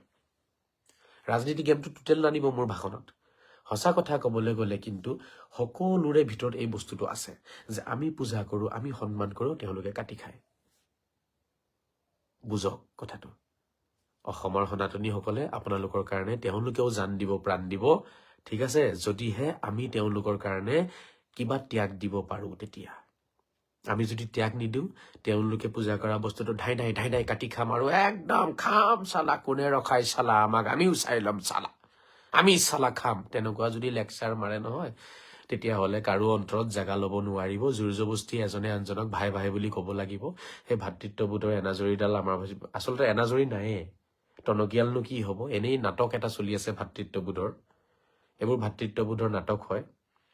এই নাটক আমি নকৰাটো আমাৰ কাৰণে বেছি ভাল হ'ব। আমি সঁচা অৰ্থত ভাতৃত্ববোধ আছে নে নাই আমি দেখাই দিব লাগিব। মই এই কথাটো আপোনালোকক ক'ব বিচাৰি আছো। আৰু এইবোৰ বস্তু কোনেও ৰাজনীতি কৰিব নোৱাৰিব, এইবোৰ বস্তুক লৈ পেলাই কেতিয়াও নোৱাৰিব অনাগত দিনত। একদম ফিনিছ। মই যিটো চলিউশ্যন দিওঁ পাৰ্মানেণ্ট চলিউশ্যন হয় সদায় মোৰটো, বুজিছে? ৰাজনীতি টোটেল ফিনিছ হৈ যাব গৰু মাংসক লৈ, আৰু পৃথিৱীত কোনো ৰাজনীতি কৰিব নোৱাৰে, অসমত কৰিব নোৱাৰে আৰু কেতিয়াও, অসমৰ মুছলমানে যদি গৰু মাংস ত্যাগ দি দিয়ে। সেইটো আমাৰ কাৰণে ভাল হ'ব। আমাৰ ৰাজনৈতিক ভৱিষ্যত উজ্জ্বল হ'ব। এতিয়াতো অন্ধকাৰ না ৰাজনৈতিক ভৱিষ্যত, ফিনিছ না। ক'ত আছে অসমত ৰাজনৈতিক ভৱিষ্যত আমাৰ? ক'ত আছে? চব ফিনিছ। ঠিক আছে? জোৰ জবস্তি নিজকে আমি ভাল বুলি কৈ থাকো, জোৰ জবস্তি আমি শ্ৰেষ্ঠ, আমাৰ ধৰ্ম শ্ৰেষ্ঠ, আমাৰ গ্ৰন্থ শ্ৰেষ্ঠ, আমাৰ নবী শ্ৰেষ্ঠ, জোৰ জবস্তি কৈ আছো আমি। সঁচাকে হজৰত মহম্মদ যদি শ্ৰেষ্ঠ হয়, তেতিয়াহ'লে আপোনালোকেও শ্ৰেষ্ঠ হৈ দেখুৱাওক। হজৰত মহম্মদ শ্ৰেষ্ঠ আছিলে, তেখেত শ্ৰেষ্ঠ হয়, কিন্তু আপুনি আৰু মই শ্ৰেষ্ঠ হওঁনে? অকল হজৰত মহম্মদ শ্ৰেষ্ঠ কলে নহব। আপুনি আৰু ময়ো শ্ৰেষ্ঠ হব লাগিব আজিৰ সমাজত। হজৰত মহম্মদে ত্যাগ দিছিলে, চেনি খোৱা ত্যাগ দিছিলে, মিঠা খোৱা ত্যাগ দিছিলে। আপোনালোকে কাহিনীটো জানে। বুঢ়ী মা ল'ৰা এটা লৈ অহা নাছিলে জানো, যে মোৰ ল'ৰাটোক আপুনি কৈ দিয়কচোন মিঠা খাবলৈ বাধা দিয়কচোন, আপুনি বাধা দিলে ই নাখাব কেতিয়াও, আপুনি অৱতাৰ হয় ন। তেখেতে কৈছিলে এমাহ পিছত আহিবা তুমি, এতিয়া মই বাধা দিব নোৱাৰো, যোৱা। 1 মাহৰ পিছত বুঢ়ী মা আহিলে। 1 মাহৰ পিছত হজৰত মহম্মদে বাচ্চাটোক ক'লে, বাবা তুমি মিঠা নাখাবা দেই, তুমি চেনি নাখাবা, মিঠা খোৱা এৰি দিয়া। অৱতাৰৰ কথা আৰু মুখৰ বাণী লগে লগে মানুহৰ তকদিৰ সলনি কৰে। অৱতাৰৰ কথাই কি সলনি কৰে? মানুহৰ কিস্মত সলনি কৰে। অৱতাৰে মানুহৰ কিস্মত সলনি কৰে, অৱতাৰে মানুহৰ তকদিৰ সলনি কৰে। হজৰত মহম্মদে তকদিৰ সলনি কৰিছে লগে লগে। যোৱা তুমি নাখাবা আৰু। তাৰ ভিতৰৰ পৰা মিঠাৰ প্ৰতি আগ্ৰহ বোলা বস্তুটোৱে নাইকিয়া কৰি দিছিলে হজৰত মহম্মদে। কিন্তু প্ৰশ্নটো হলে এমাহ পিছত কিয়? আনচাৰটো হৈছে হজৰত মহম্মদে নিজে মিঠা খাই ভাল পাইছিলে। আগতে তেখেতে নিজে এৰি লৈছে, তাৰপিছত তেখেতে কি কৰিছে? উপদেশ দিছে। এতিয়া কথা হল তেখেতেতো ত্যাগ দিছিলে ন। আমি সেই কাহিনীবোৰ খালি পঢ়িয়ে যাম আৰু হজৰত মহম্মদ জিন্দাবাদ, হজৰত মহম্মদ জিন্দাবাদ, হজৰত মহম্মদ জিন্দাবাদ। বাবা আপুনি কেতিয়া জিন্দাবাদ হব? হজৰত মহম্মদটো জিন্দাবাদ আছিলে, আছে, সদায় হজৰত মহম্মদ জিন্দাবাদ থাকিব। কিন্তু হজৰত মহম্মদৰ আদৰ্শখিনি কোনে নষ্ট কৰিলে? আপুনি আৰু মই নষ্ট কৰিছো। আমি কৰ্মৰে হজৰত মহম্মদৰ আদৰ্শ জীয়াই ৰাখিছো নে? হজৰত মহম্মদে ত্যাগ দিছিলে, আমি ত্যাগ দিব পাৰিম নে? হজৰত মহম্মদে সকলোকে বিশ্বাস কৰিছে, সকলোকে সন্মান দিছে, আমি দিব পাৰিম নে? তেওঁলোকে চিঞৰি চিঞৰি কৈ আছে, অসমৰ মুখ্যমন্ত্ৰীয়ে কৈ আছে যে মই নিষিদ্ধ কৰি দিম বস্তুটো। তাৰ মানে মুখ্যমন্ত্ৰীৰ আস্থা জড়িত হৈ আছে, মুখ্যমন্ত্ৰীৰ বিশ্বাস জড়িত হৈ আছে, মুখ্যমন্ত্ৰীৰ শ্ৰদ্ধা ভক্তি জড়িত হৈ আছে গৰুৰ লগত। সেইটো কাৰণেতো মুখ্যমন্ত্ৰীয়ে গৰুটো নিষিদ্ধ কৰিব বিচাৰি আছে। ইমানখিনি কথা মুকলিয়াকে জনোৱাৰ পিছতো যদি আমাৰ ভিতৰত আমাৰ চেতনা জাগ্ৰত নহয়, আমাৰ ভিতৰত যদি আমাৰ বিবেক বিবেচনাখিনি যদি আমি জাগ্ৰত নকৰো, আমি যদি সেইখিনি কামত নখটুৱাও, আমি যদি ভাবিবলৈ চেষ্টা নকৰো, তেতিয়াহ'লে আৰু মই আৰু কি কম? তেতিয়াহ'লে মোৰ কবলৈ একো নাই। কিমান বিতৰ্ক, আৰু আপোনালোকৰ ভাল লাগে নে এইবোৰ বিতৰ্ক? যোৱা 20-30 বছৰ পৰা গৰুক লৈ বিতৰ্ক। এই বস্তুটো যদি বাধ্যতামূলক হলহেঁতেন নহয় খোৱাটো, তেতিয়াহ'লে মই আপোনালোকক কলোহেঁতেন অসমৰ শ্ৰদ্ধাৰ মুছলমান সমাজ গৰু মাংস খোৱা নেৰিব। মই আছো আপোনালোকৰ লগত। এই কথাটো মই কলোহেঁতেন যদিহে গৰু মাংস খোৱাটো বাধ্যতামূলক হলহেঁতেন আমাৰ কাৰণে। যেনেকে নামাজ পঢ়া বাধ্যতামূলক, ৰোজা ৰখা বাধ্যতামূলক হয়, হজ কৰা বাধ্যতামূলক হয়। মইতো আপোনালোকক কৈ আছো নামাজ পঢ়ক, চৰকাৰে মানা কৰিলেও পঢ়িব। যোনেই বাধা দিয়ক, আমি এইটো কথা কাৰো নামানো। ঠিক আছে, মুখ্যমন্ত্ৰীয়ে কওক, প্ৰধানমন্ত্ৰীয়ে কওক, আৰু কোনোবা মন্ত্ৰীয়ে কওক, ঠিক আছে, নামাজ আমি পঢ়িমেই। সেইটো আমি পঢ়িমেই, আমাক কোনো ৰখাব নোৱাৰে। কাৰণ হৈছে নামাজ আমাৰ কাৰণে বাধ্যতামূলক। নামাজ নপঢ়িলে আমাৰ ধৰ্ম নষ্ট হব। নামাজ আমাৰ কাৰণে বাধ্যতামূলক হয়। গতিকে বাধ্যতামূলক বস্তুটো প্ৰধানমন্ত্ৰীয়ে কওক, প্ৰধানমন্ত্ৰীতকে ডাঙৰ ৰাষ্ট্ৰপতিয়ে কওক, আৰু কোনোবা পতিয়ে কওক, ঠিক আছে, আৰু কোনোবা মন্ত্ৰীয়ে কওক, আমি নামানো। কাৰণ নামাজ আমাৰ কাৰণে কি হয়? বাধ্যতামূলক হয়। বাধ্যতামূলক বস্তুটো কোনেও বাধা দিব নোৱাৰে এই পৃথিৱীত। সেইটো বাধা দিবলৈ কাৰণে হয় অৱতাৰ আহিব লাগিব, নহলে কোন হব লাগিব? নহলে স্বয়ং ঈশ্বৰ আল্লাহ ভগৱানে বাধা দিব লাগিব। প্ৰধানমন্ত্ৰী আৰু মুখ্যমন্ত্ৰী আৰু ৰাষ্ট্ৰপতি অৱতাৰো নহয়, আৰু ভগৱান ঈশ্বৰ আল্লাহও নহয়। বুজি পাইছে? গতিকে মই যিটো কৈছো শুনক, যে নামাজ আমাৰ কাৰণে বাধ্যতামূলক হয়। মুখ্যমন্ত্ৰীয়ে যদি কালি কয় নামাজ নপঢ়িবা, মই বিৰোধিতা কৰিম। মই মুখ্যমন্ত্ৰীৰ ওচৰত যাম, আপুনি কি অধিকাৰত আপুনি কলে নামাজ নপঢ়িবলৈ কাৰণে? মই সুধিম তেওঁক, ৰাষ্ট্ৰপতিয়ে যদি কালি কয় তেওঁক সুধিম, আমি তেওঁৰ কথা নামানো। কিন্তু গৰু মাংসটো বাধ্যতামূলক নহয়। সেইকাৰণে মই ইয়াৰ প্ৰতিবাদ কেতিয়াও নকৰো। বাধ্যতামূলক বস্তুৰ যদি কোনোবাই বাধা দিয়ে কৰিবলৈ কাৰণে, তেতিয়া আমি প্ৰতিবাদ কৰিব লাগিব। আৰু যিটো বস্তু বাধ্যতামূলক নহয়, সেই বস্তুটো যদি কোনোবাই বাধা দি আছে, তেতিয়াহ'লে আমি চাব লাগিব তাত যে এই বস্তুটো এৰি দিলে যদি কাৰোবাৰ কিবা লাভ হৈ আছে, ক'ৰবাত যদি মৰম চেনেহ বাঢ়ি আছে, ঠিক আছে, কিবা যদি সামাজিকভাৱে কিবা শান্তিৰ বাতাবৰণ সৃষ্টি হৈ আছে, তেতিয়াহ'লে বাধ্যতামূলক নোহোৱা বস্তুটো আমি এৰি দিয়াটো ভাল। কথাটো বুজিব চেষ্টা কৰক, কিন্তু ইয়াত বহুত কিবা কিবি লুকাই আছে। যিটো বস্তু বাধ্যতামূলক হয়, সেই বস্তুটো এনি হাও নেৰিব আপোনালোকে। সেইটো কেতিয়াও নেৰিব, যোনেই বাধা দিয়ক, মুখ্যমন্ত্ৰী, প্ৰধানমন্ত্ৰী, ৰাষ্ট্ৰপতি, যোনেই বাধা দিয়ক, আমি সেই বস্তুটো নেৰো। ক্লিয়াৰ? এইটো কথা ক্লিয়াৰ? এতিয়া হওক, যিটো বস্তু বাধ্যতামূলক নহয়, সেই বস্তুটোত যদি কোনোবাই আপত্তি জনায়, তেতিয়াহ'লে আমি কেতিয়াবা কেতিয়াবা সেই বস্তুটো এৰি দিব লাগিব। যদিহে আপত্তি তেওঁলোকৰ গ্ৰহণযোগ্য আপত্তি হয়, বুজি পাইছেনে? আপত্তি যদিহে গ্ৰহণযোগ্য হয়। ধৰক এনেকুৱা এটা বস্তু যিটো বাধ্যতামূলক নহয়, আৰু সেই কামটো আমি কৰিলে আমাৰ মাজত মৰম চেনেহ কমিব, আমাৰ মাজত বিতৰ্ক বাঢ়িব, ঠিক আছে, আমাৰ মাজত কাজিয়া হ'ব, দূৰত্ব বাঢ়িব, হা, তেনেকুৱা যদি কিবা আছে বা কিবা ৰাজনীতিৰ গেম হৈ যাব আমাৰ মাজত, তেনেকুৱা ক্ষেত্ৰত সেই বাধ্যতামূলক নোহোৱা বস্তুটো আমি ত্যাগ দিব লাগে, এৰি দিব লাগে। সেইটো এৰি দিলে আমাৰ মাজত মৰম চেনেহ বাঢ়িব, আমাৰ মাজত শান্তি আহিব, আমাৰ মাজত কি হ'ব, আমি এজনে আনজনক আঁকোৱালি ল'ব পাৰিম। যদি বস্তুটো তেনেকুৱা হয়, তেতিয়াহ'লে আমি এৰি দিব লাগে। বাধ্যতামূলক হ'লে নেৰিব, মই কৈছো নেৰিব। ৰোজা, এতিয়া আমি বছৰত এবাৰ ৰোজা ৰাখো, বছৰত আমি কি কৰো, 1 মাহ ৰোজা ৰাখো। এতিয়া মুখ্যমন্ত্ৰী ক'লে বা প্ৰধানমন্ত্ৰীয়ে ক'লে বা আমাৰ ৰাষ্ট্ৰপতিয়ে ক'লে কি আমি ৰোজা নাৰাখিম নেকি? আমি ৰাষ্ট্ৰপতিৰ কথাও নামানো তাত। আমি ৰাষ্ট্ৰপতিৰ কথাও নামানো যদি আমাক কয় ৰোজা নাৰাখিবলৈ কাৰণে, কাৰণ ৰোজা আমাৰ কাৰণে বাধ্যতামূলক হয়। কিন্তু গৰু মাংসটো আমাৰ কাৰণে বাধ্যতামূলক নহয় বন্ধুসকল। মই বাৰে বাৰে কৈছো বাধ্যতামূলক নহয়। যদি বাধ্যতামূলক নহয়, এই বস্তুটো আহক আমি সকলোৱে এৰি দিওঁ। এই বস্তুটো এৰি দিলে আমাৰ প্ৰধানমন্ত্ৰীৰ আস্থা জড়িত হৈ আছে গৰুৰ লগত। মাজতে মই ভিডিঅ' পাইছো, গৰু এটাক তেখেতে কিবা খুৱাই আছিলে, ঘাঁহ খুৱাই আছে নে কি খুৱাই আছিলে, প্ৰধানমন্ত্ৰী ডাঙৰীয়াৰ ভিডিঅ' পাইছো, আপোনালোকেও পাইছে।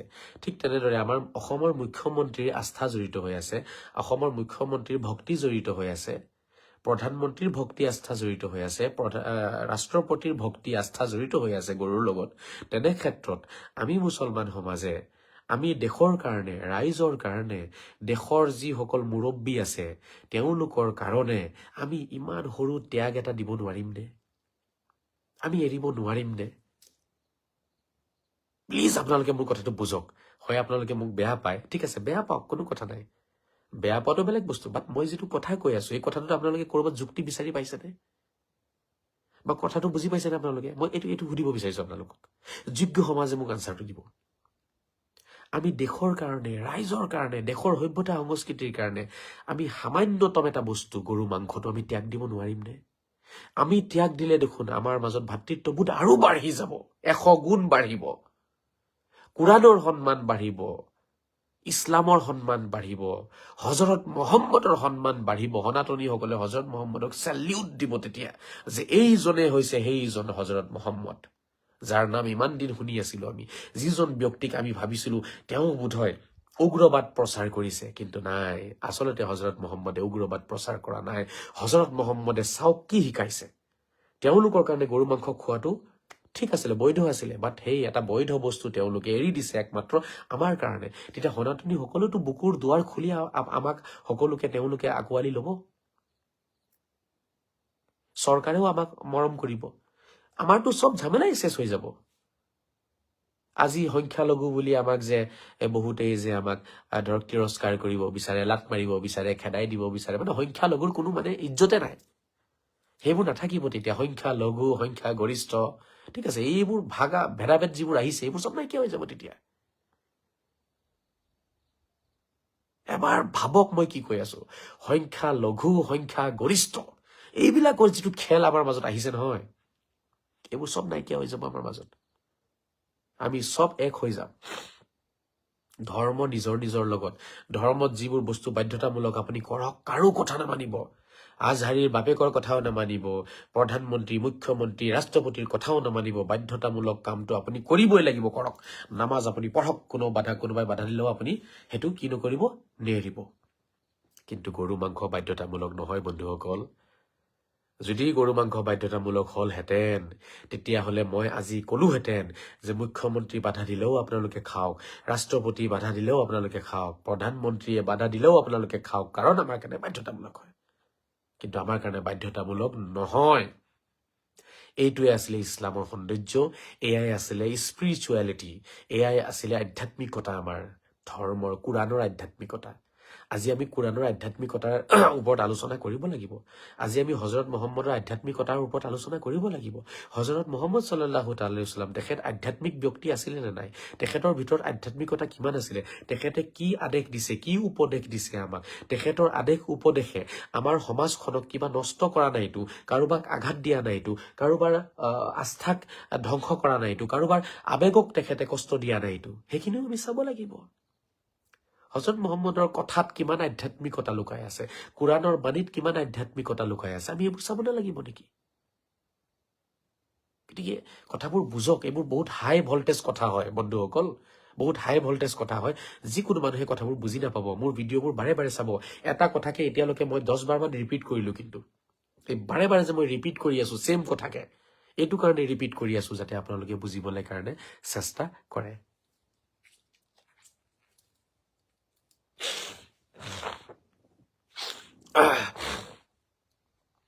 মইতো এটা কথা একদম 100% মই নিশ্চিত কনফাৰ্ম যে আমি যদি অসমৰ মুছলমানসকলে গৰু মাংস যদি এৰি দিও নহয় আমাৰ সন্মান যে কিমান বাঢ়িব নহয় আপোনালোকে নিজে অনুভৱ কৰিব পাৰিব নিজেই তেতিয়া আপোনালোকলৈ কোনো গেম খেলিব নোৱাৰিব এই দূৰত্বটো কমাই দিয়ক আজি আমি এজন আনজনৰ কাৰণে পটককে ওলাই নাহো মানে আমি নিজে নিজ ধৰ্মৰ মানুহটো ওলাই আহিম বাট অন্য ধৰ্মৰ মানুহ কিন্তু আমাৰ কাৰণে ওলাই নাহিব পটককে বা আমিও ওলাই যাব নিবিচাৰো তেওঁলোকৰ কাৰণে বহু ক্ষেত্ৰত ওলাই যায় বাৰু বহু ক্ষেত্ৰত ওলাই নাহে সেইবোৰ নাথাকিব তেতিয়া প্ৰতিটো মুহূৰ্ততে প্ৰতিটো ক্ষেত্ৰতে প্ৰতিজন ব্যক্তিয়ে আপোনাৰ কাৰণে ওলাই আহিব আৰু আপুনিও ওলাই যাব পাৰিব বাস এই যিবোৰ চিন্তাধাৰা আমাৰ ভিতৰত আছে অলপ সেইখিনি আমি অতৰাই দিব লাগিব অতৰাই পেলাই আমি এক হ'ব চেষ্টা কৰিব লাগিব ঠিক আছে গতিকে বন্ধুসকল মই যিটো কথা কৈ আছিলো মই বেছি দেৰি নকৰো এটা মই বিদায় লম যে গৰু মাংস আমি ত্যাগ দিব পাৰিম নে এইটো হৈছিলে মোৰ কুৱেশ্যন আজিৰ আৰু আনসাৰটো আপোনালোকে নিজকে প্ৰশ্ন কৰি উলিয়াবচোন মোৰ ভিডিঅ' শেষ হোৱাৰ পিছত নিজৰ পত্নীৰ লগত বা নিজৰ ল'ৰা ছোৱালীৰ লগত আলোচনা কৰিবচোন যে আমি গৰু মাংস ত্যাগ দিব পাৰিম নে যদিহে পত্নী আৰু ল'ৰা ছোৱালীয়ে বা আপোনাৰ মনৰ পৰা এইটো আনসাৰ আহে যে নহয় আমি ত্যাগ দিব নোৱাৰিম এইটো আনসাৰ যদি আপোনাৰ আহি আছে যে না আমি খামেই আমি কাৰোবাৰ কথাত কেলে এৰিম আমি কেলে এৰিম তেনেকুৱা যদি আনসাৰ আহি আছে তেতিয়াহ'লে আপুনি আপোনাৰ মনটো ক্লিয়াৰ কৰিবলৈ কাৰণে সেকেন্ড কুৱেশ্যন এটা আপুনি নিজকে কৰিব সেই সেকেন্ড কুৱেশ্যনটো হৈছে যে যদিহে দেশৰ কাৰণে ৰাইজৰ কাৰণে যদি গৰু মাংস মই ত্যাগ দিব পৰা নাই তেতিয়াহ'লে দেশৰ কাৰণে ৰাইজৰ কাৰণে মই জান দিব পাৰিম নে প্ৰাণ দিব পাৰিম নে ল'ৰা ছোৱালী ঘৰ বাৰী ত্যাগ দিব পাৰিম নে তেতিয়া আনসাৰটো কি আহিব তেতিয়া আনসাৰটো আকৌ কিছুমানৰ আকৌ আহিব পাৰিম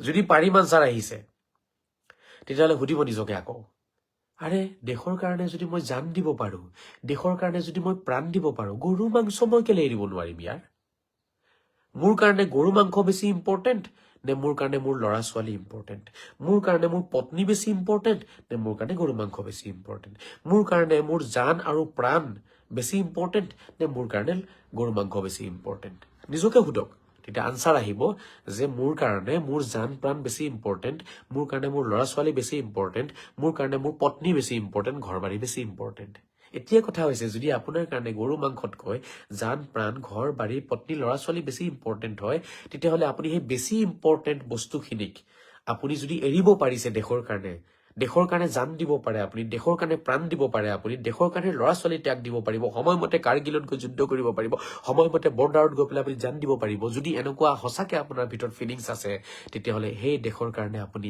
মাত্ৰ গৰুৰ মাংস এটা সামান্যতম এটা খাদ্য হয়, সামান্যতম খাদ্য বস্তু হয়, এই সামান্যতম খাদ্য বস্তুটো আপুনি ত্যাগ দিব নোৱাৰিবনে? নিজকে প্ৰশ্ন কৰক, নিজকে প্ৰশ্ন কৰক, নিজে আনচাৰ লওক, নিজকে প্ৰশ্ন কৰক, নিজে আনচাৰ লওক। এয়াই হৈছে গৱেষণাৰ এক ডাঙৰ ফৰ্মুলা। আপুনি যেতিয়াই কিবা এটা বিষয়ত গৱেষণা কৰিব, আপুনি নিজকে প্ৰশ্ন কৰিব, নিজে আনচাৰ উলিয়াব, নিজকে প্ৰশ্ন কৰিব, নিজে আনচাৰ উলিয়াব, আকৌ প্ৰশ্ন কৰিব, আকৌ আনচাৰ দিব, আকৌ প্ৰশ্ন কৰিব, আকৌ আনচাৰ দিব। আপোনাৰ নিজৰ ভিতৰতে এখন মহা যুঁজ হ'ব, এখন ৰণ হ'ব, এটা বিতৰ্ক হ'ব নিজৰ লগতে নিজৰ।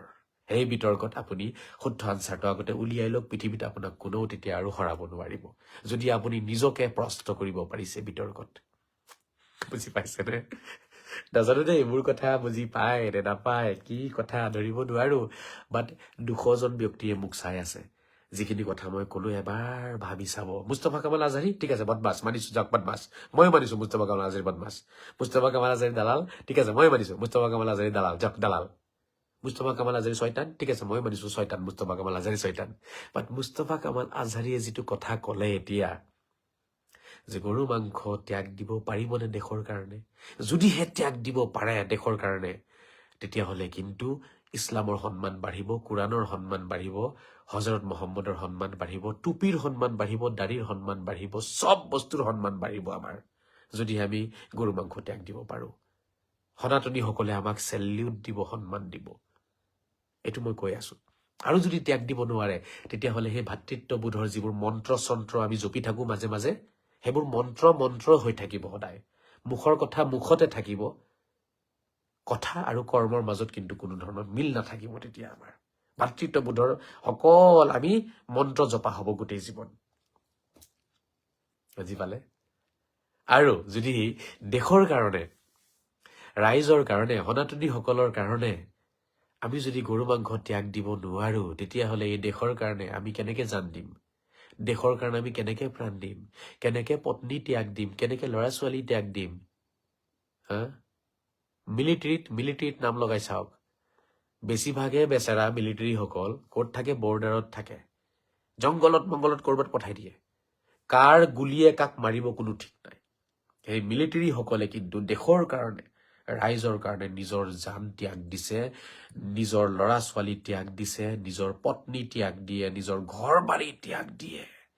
ঘৰত এসাঁজ ভাত খোৱা নিজৰ পত্নীৰ লগত আৰু ল'ৰা ছোৱালীৰ লগত, কিমান সোৱাদ আছে সেই ভাতত, কিমান এটা আমেজ আছে তাত, এটা বেলেগ এটা আমেজ, হয় নহয়? ভাবি চাওক, নিজৰ পত্নীৰ লগত ল'ৰা ছোৱালীৰ লগত এসাঁজ ভাত খোৱাটো কিমান ভাল লাগে ভাবি চাওক। কিন্তু সেই মিলিটাৰীৰ জোৱানসকলে তেওঁলোকে গোটেই বছৰ যেতিয়ালৈকে তেওঁলোকে ছুটি নাপায়, তেওঁলোকে জংগলে জংগলে পাহাৰে পৰ্বতে কৰবাত নহয় কৰবাত তেওঁলোকে ভাত খাই জীৱন পাৰ কৰি আছে।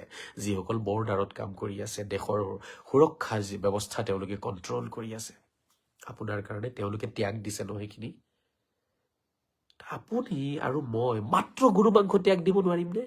সামান্যতম খাদ্য বস্তু ত্যাগ দিব নোৱাৰিম নেকি? মোৰ এইটো কুৱেশ্যন। দেশৰ কাৰণে, ৰাইজৰ কাৰণে আমি এক মাংসৰ টুকুৰাবোৰ আমি এৰি দিব নোৱাৰিম? খাওক না, ব্ৰইলাৰ খাওক না, ঠিক আছে, ছাগলী খাওক না, মাছ খাওক না। কোনে বাধা দিছে? মুখ্যমন্ত্ৰীয়ে বাধা দিছে? মুখ্যমন্ত্ৰীয়ে কেতিয়াবা কৈছে বেন কৰি দিম? মুখ্যমন্ত্ৰীয়েও কোৱা নাই, প্ৰধানমন্ত্ৰীয়েও কোৱা নাই, কোনেও কোৱা নাই। আমি বুজিব পাৰিছো তাৰে পৰা যে গৰুৰ লগত তেওঁলোকৰ আস্থা জড়িত হৈ আছে, গৰুৰ লগত তেওঁলোকৰ বিশ্বাস জড়িত হৈ আছে, মৰম জড়িত হৈ আছে, ভক্তি জড়িত হৈ আছে। সেইটো কাৰণেতো এই কথাখিনি কৈ আছে। গতিকে প্লিজ, মুস্তফা কামাল আজহাৰী বদমাছ হওক লাগিলে, ছয়তান হওক লাগিলে, কিন্তু মুস্তফা কামাল আজহাৰী কথাখিনি আপোনালোকে ভাবি চাওক। মই আপোনালোকৰ কাৰণে আৰু আমাৰ সমাজৰ সন্মানটো বঢ়াবৰ কাৰণে কথাখিনি কৈ আছো, কোৰাণৰ সন্মান বঢ়াবৰ কাৰণে কথাটো কৈ আছো, মই ইছলামৰ সন্মানটো বঢ়াবৰ কাৰণে মই কৈ আছো। ইছলামক দেখিলে, ইছলামৰ কথা শুনিলে বহুতেই নহয় থু কয় আজিকালি, মানে সন্মুখত নকয় কোনো থু বুলি। আপোনাক লগ পালেতো কোনে নকব আপোনাৰ সন্মুখত ধৰ্মটো বেয়া বুলি, নকয়। বাট এই বুকুত কৰবাত নহয় কৰবাত ইছলামৰ প্ৰতি এটা বেয়া ভাৱ আছে, কৰবাত নহয় কৰবাত বুকুত কোৰাণৰ প্ৰতি বেয়া ভাৱ আছে, যে তেওঁলোকে আমাক অলপো, আমাৰ শ্ৰদ্ধা ভক্তিক তেওঁলোকে অলপো গুৰুত্ব নিদিয়ে। তেওঁলোকৰ চকুত একো মূল্য নাই, আমাৰ শ্ৰদ্ধা ভক্তি, আমাৰ ধৰ্মৰ কোনো মূল্য নাই। তেনেকুৱা কিছুমান কথা বহুতৰে মনত সোমাই আছে। যদিহে আমি আজি এইবোৰ বস্তু ত্যাগ দিওঁ, তেতিয়াহ'লে তেওঁলোকৰ সেই বুকুত আমাৰ মৰমটো ঘূৰি আহিব, আমাৰ সন্মানটো ঘূৰি আহিব। তেতিয়া আমি জিকিম। আমি নিজকে নিজে বেষ্ট, নিজকে নিজে ভাল বুলি কৈ থাকিলে একো লাভ নহব, যেতিয়ালৈকে সনাতনীসকলে, খ্ৰীষ্টিয়ান বন্ধুসকলে আমাক বেষ্ট বা ভাল বুলি নকব। নিজকে নিজে মানুহে ভাল বুলি কবই, নিজকে নিজে মানুহে বেষ্ট বুলি কবই। সেইটো কি ডাঙৰ কথা? ডাঙৰ কথা যেতিয়া বেলেগে আপোনাক বেষ্ট বুলি কব, বেলেগে আপোনাক ভাল বুলি কব, বেলেগে আপোনাক ভদ্ৰ বুলি কব, বেলেগে আপোনাক যেতিয়া স্মৰণ কৰিব, তেতিয়াহে আপুনি বেষ্ট হ'ব পাৰিব। গতিকে হজৰত মুহাম্মদ সাল্লাল্লাহু তাআলা আলাইহি ওয়াসাল্লাম, তেখেতক আপুনি আৰু মই যিসকল আমি যিসকল মুছলিম আছো, আপুনি আৰু মই সন্মান দিলেই লাভ নাই। আমিতো দিয়ে থাকো, আমি দিলেনো কি হ'ল? কিন্তু তেখেতৰ সন্মান সঁচা অৰ্থত তেতিয়াহে বাঢ়িব যেতিয়া হজৰত মুহাম্মদক সন্মান দিব সনাতনীসকলে, যেতিয়া হজৰত মুহাম্মদক সন্মান দিব খ্ৰীষ্টিয়ানসকলে, যেতিয়া হজৰত মুহাম্মদক সন্মান দিব বুদ্ধিষ্টসকলে। সেই তেতিয়াহে হজৰত মুহাম্মদৰ সন্মানটো বাঢ়িব। নহলে কিন্তু আপুনি আৰু মই গোটেই জীৱন হজৰত মুহাম্মদক আমি সন্মান দিলে হজৰত মুহাম্মদৰ কতো সন্মান বৃদ্ধি নহয় বা সন্মান কমিও নাযায়। কিন্তু সেই বস্তুটো সেইটো বেছি এটা গ্ৰহণযোগ্য নহয়। কাৰণ নিজৰ ধৰ্মগুৰুকটো নিজে সন্মান দিবই। এইটো এটা চিধা কথা। আপোনাৰ দেউতাক আপুনি ভাল বুলিতো কবই, কাৰণ আপোনাৰ দেউতা হয়। আপোনাৰ মাক আপুনি ভাল বুলি কবই, কাৰণ আপোনাৰ মা হয়। আপোনাৰ ভাই ভণ্টিক আপুনিতো ভাল বুলি কবই, কাৰণ আপোনাৰ ভাই হয়, ভণ্টি হয়। কিন্তু আপোনাৰ দেউতাক যদি মই ভাল বুলি কওঁ, তেতিয়া সঁচাকে কিন্তু কথাটো বেলেগ হৈ যাব। তেতিয়া এই কথাৰ মজা বেলেগ হৈ যাব, সোৱাদে বেলেগ হ'ব। তেতিয়া আপোনাৰ মাক যদি আৰু 10জন ব্যক্তিয়ে যদি ভাল বুলি কয় যে সঁচাকে কিন্তু তেওঁৰ মা কিন্তু মাৰ দৰে মা হয়, এই কথাষাৰ যদি অন্য কোনোবাই কয় নহয়, তেতিয়া কিন্তু তাত মজাই বেলেগ হ'ব। তাতে সোৱাদে বেলেগ হ'ব, কথাৰ অৰ্থই সলনি হৈ যাব। তেতিয়া নিজৰ মাক নিজে ভাল বুলি কোৱাটো বেলেগ কথা, আৰু নিজৰ মাক বেলেগে ভাল বুলি কোৱাটো বেলেগ কথা। গতিকে এই কথাটো আপোনালোকে বুজিব চেষ্টা কৰক। হজৰত মুহাম্মদক আপুনি আৰু মই সন্মান দি আছো, ভাল কথা, আমি দিম, সদায় দিম।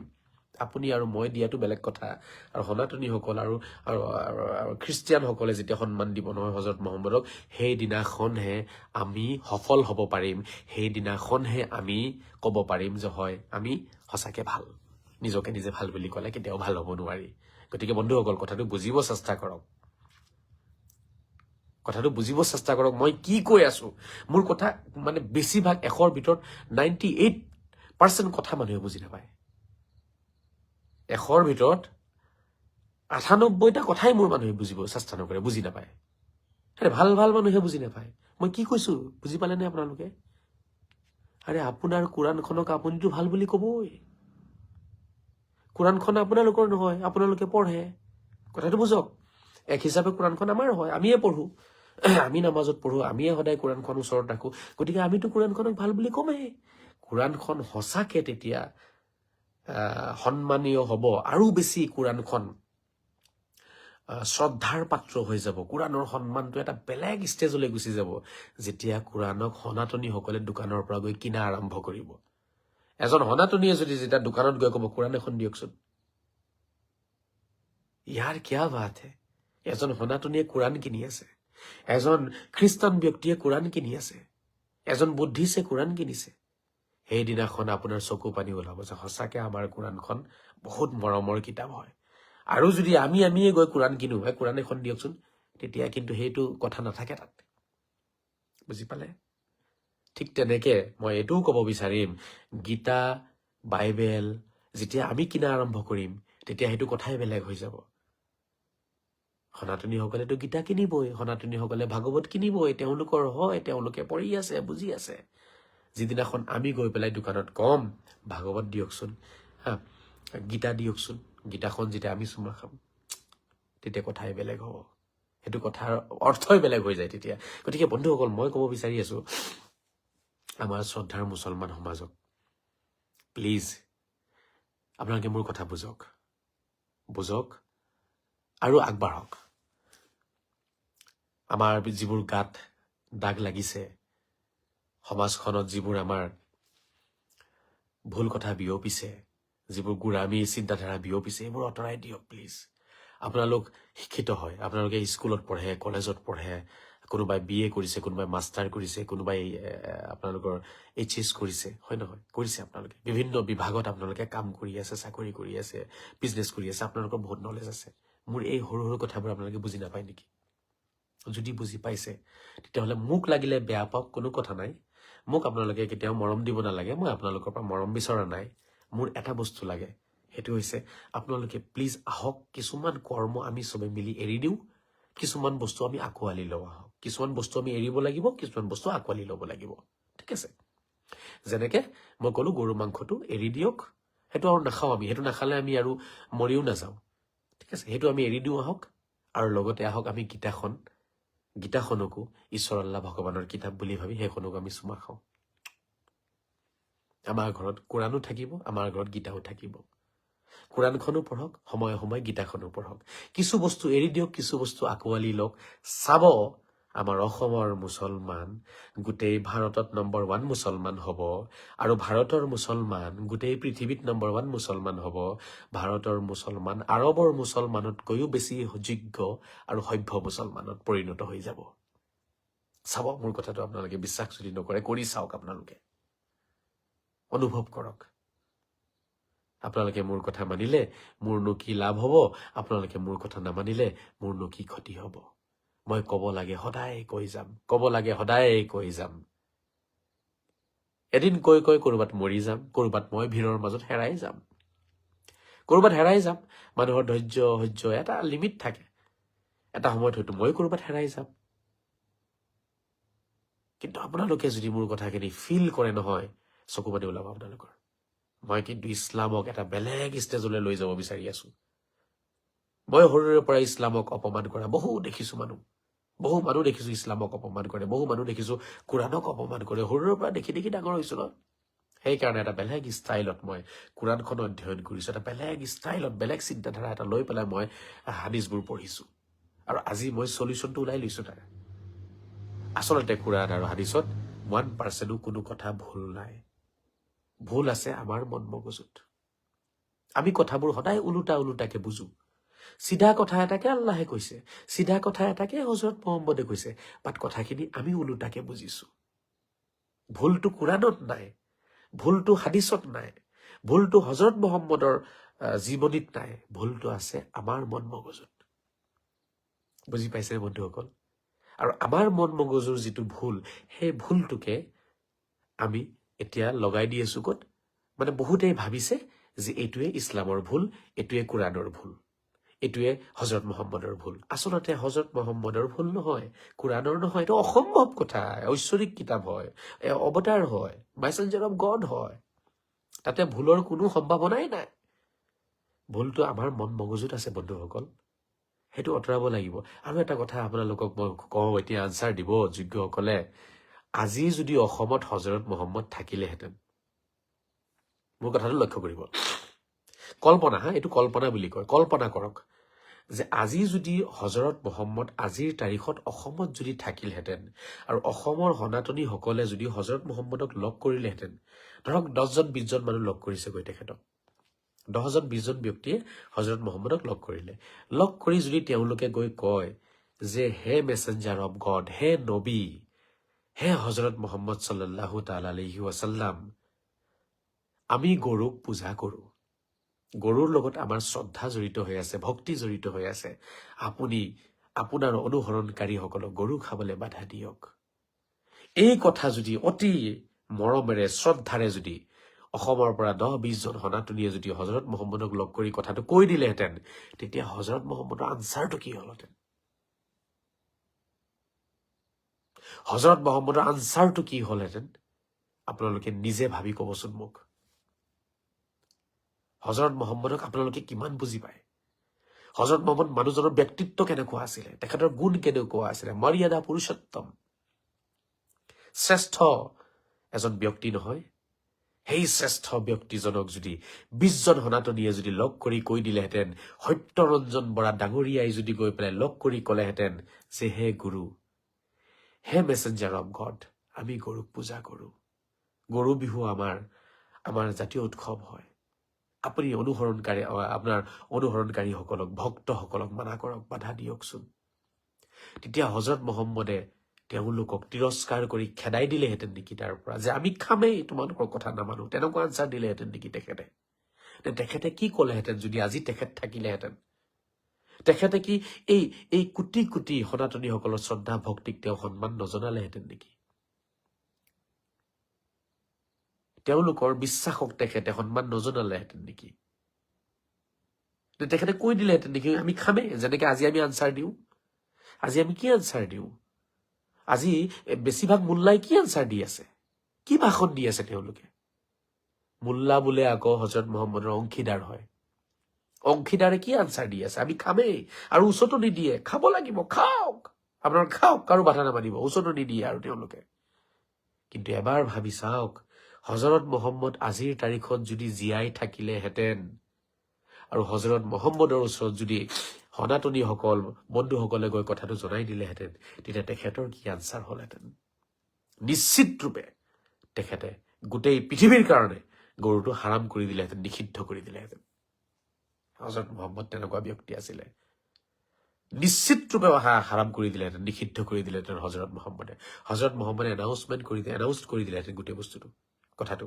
যে আৰু নাখাবা তোমালোকে কাৰণ তেওঁলোকে বস্তুটো পূজা কৰে কিন্তু আজিৰ তাৰিখত যিহেতু হজৰত মহম্মদ নাই আৰু আৰবত যিহেতু তেনেকুৱা পৰিস্থিতি নাছিলে আজি যিটো পৰিস্থিতি আমাৰ অসমত হৈ আছে ভাৰতত হৈ আছে গৌমাংসক লৈ এনেকুৱা পৰিস্থিতি হজৰত মহম্মদ জীয়াই থকা অৱস্থাত নাছিলে যদি থাকিলেহেঁতেন হজৰত মহম্মদে একদম 100% চিয়ৰ হজৰত মহম্মদে বাধা দি দিলেহেঁতেন নিষিদ্ধ কৰি দিলেহেঁতেন বস্তুটো হাৰাম কৰি দিলেহেঁতেন গোটেই বিশ্ববাসীৰ কাৰণে কিন্তু এনেকুৱা চিচুৱেশ্যন তেতিয়া আৰবত নাছিলে আৰু আৰবত যিহেতু সেইটো সময়ত তেখেতৰ অনুসৰণকাৰীয়ে বেছি আছিলে তাত এনেকুৱা কোনো প্ৰতিবাদো হোৱা নাছিলে গৌ মাংসক লৈ পেলাই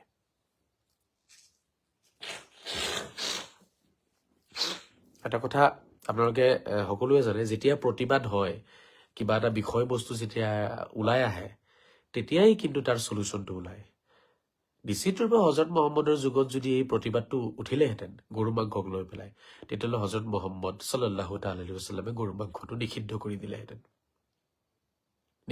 দিলেহেঁতেন কিন্তু তেখেতৰ সন্মুখত এনেকুৱা কোনো কুৱেশ্যন যোৱা নাছিলে এনেকুৱা কোনো ধৰণৰ আপোনাৰ কি কয় ৰিকুৱেষ্ট তেখেতৰ ওচৰত যোৱা নাছিলে কোনেও জনোৱা নাছিলে তেখেতক আৰু তেখেত শ্ৰেষ্ঠ মানৱ এইটো কাৰণেই কাৰণ তেখেতে সকলোৰে আবেগক তেখেতে সন্মান জনাই গৈছে তেখেতে নিজৰ অনুসৰণকাৰীত কয় তেখেতৰ যিসকল অনুসৰণকাৰী নাছিল তেওঁলোকক বেছি সন্মান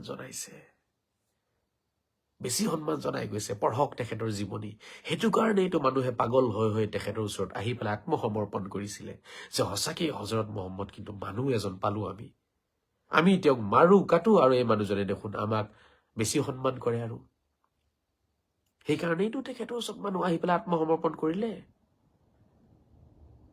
গতিকে বন্ধুসকল যিসকল যোগ্য বন্ধু যিসকল যোগ্য মুছলিম বন্ধুৱে চাই আছে মই তেওঁলোকক অনুৰোধ জনাম মোৰ কথাখিনি আপোনালোকে বুজিব চেষ্টা কৰক আৰু আহক আমি সকলোৱে এৰি দিওঁ মই এৰিছো মই 2 বছৰৰ পৰা 1 টুকুৰা মাংস খোৱা নাই আৰু আজি মই বন্ধু এজনক কৈছো মোৰ খুব খাব মন গৈ আছে গৰু মাংস খাবই মন গৈ আছে মই তেওঁক ক'লো যে মাংস খাব মন গৈছে এতিয়া গৰু মাংসটো মই এৰিলো মহৰ মাংস কৰবাত পাম নি মহৰ মাংস অলপ আনি দিবা নি মোক মোৰ খুব খাব মন গৈছে একচুৱেলি সঁচাকে মোৰ বহুত খাব মন গৈ আছে এটা বস্তু খাইছিলো না এটা সময়ত তো কেতিয়াবা মন যায় হয় নহয় কেতিয়াবা এটা আহি যায় মানুহৰ ভিতৰত মানুহৰ ফিজিকেলি এইটো এটা থাকে এটা আগ্ৰহ থাকে তো মই বন্ধুজনক ক'লো যে মোক মহৰ মাংস আনি দিয়া ইয়াৰ কৰবাৰ পৰা মইতো সব জায়গাত যাব নোৱাৰো সব জায়গাত গ'লে মানুহে চাই থাকে ভিৰ ভাৰ কৰি দিয়ে ওলাই গ'লে আজাৰি আহিছে কিছুমানে পাগল বুলি ক'ব কিছুমানে ভাল পায় কিছুমানে চেলফি লয় কিছুমানে পাগল বুলি কয় মই ক'লো মোক অলপ মহৰ মাংস আনি দিয়া প্লিজ ইয়াৰ 3-4 কেজি 5 কেজি মান মহৰ মাংস আনি দিয়া মই ভুনা কৰি ৰুটি দি পেলাই ঠিকছে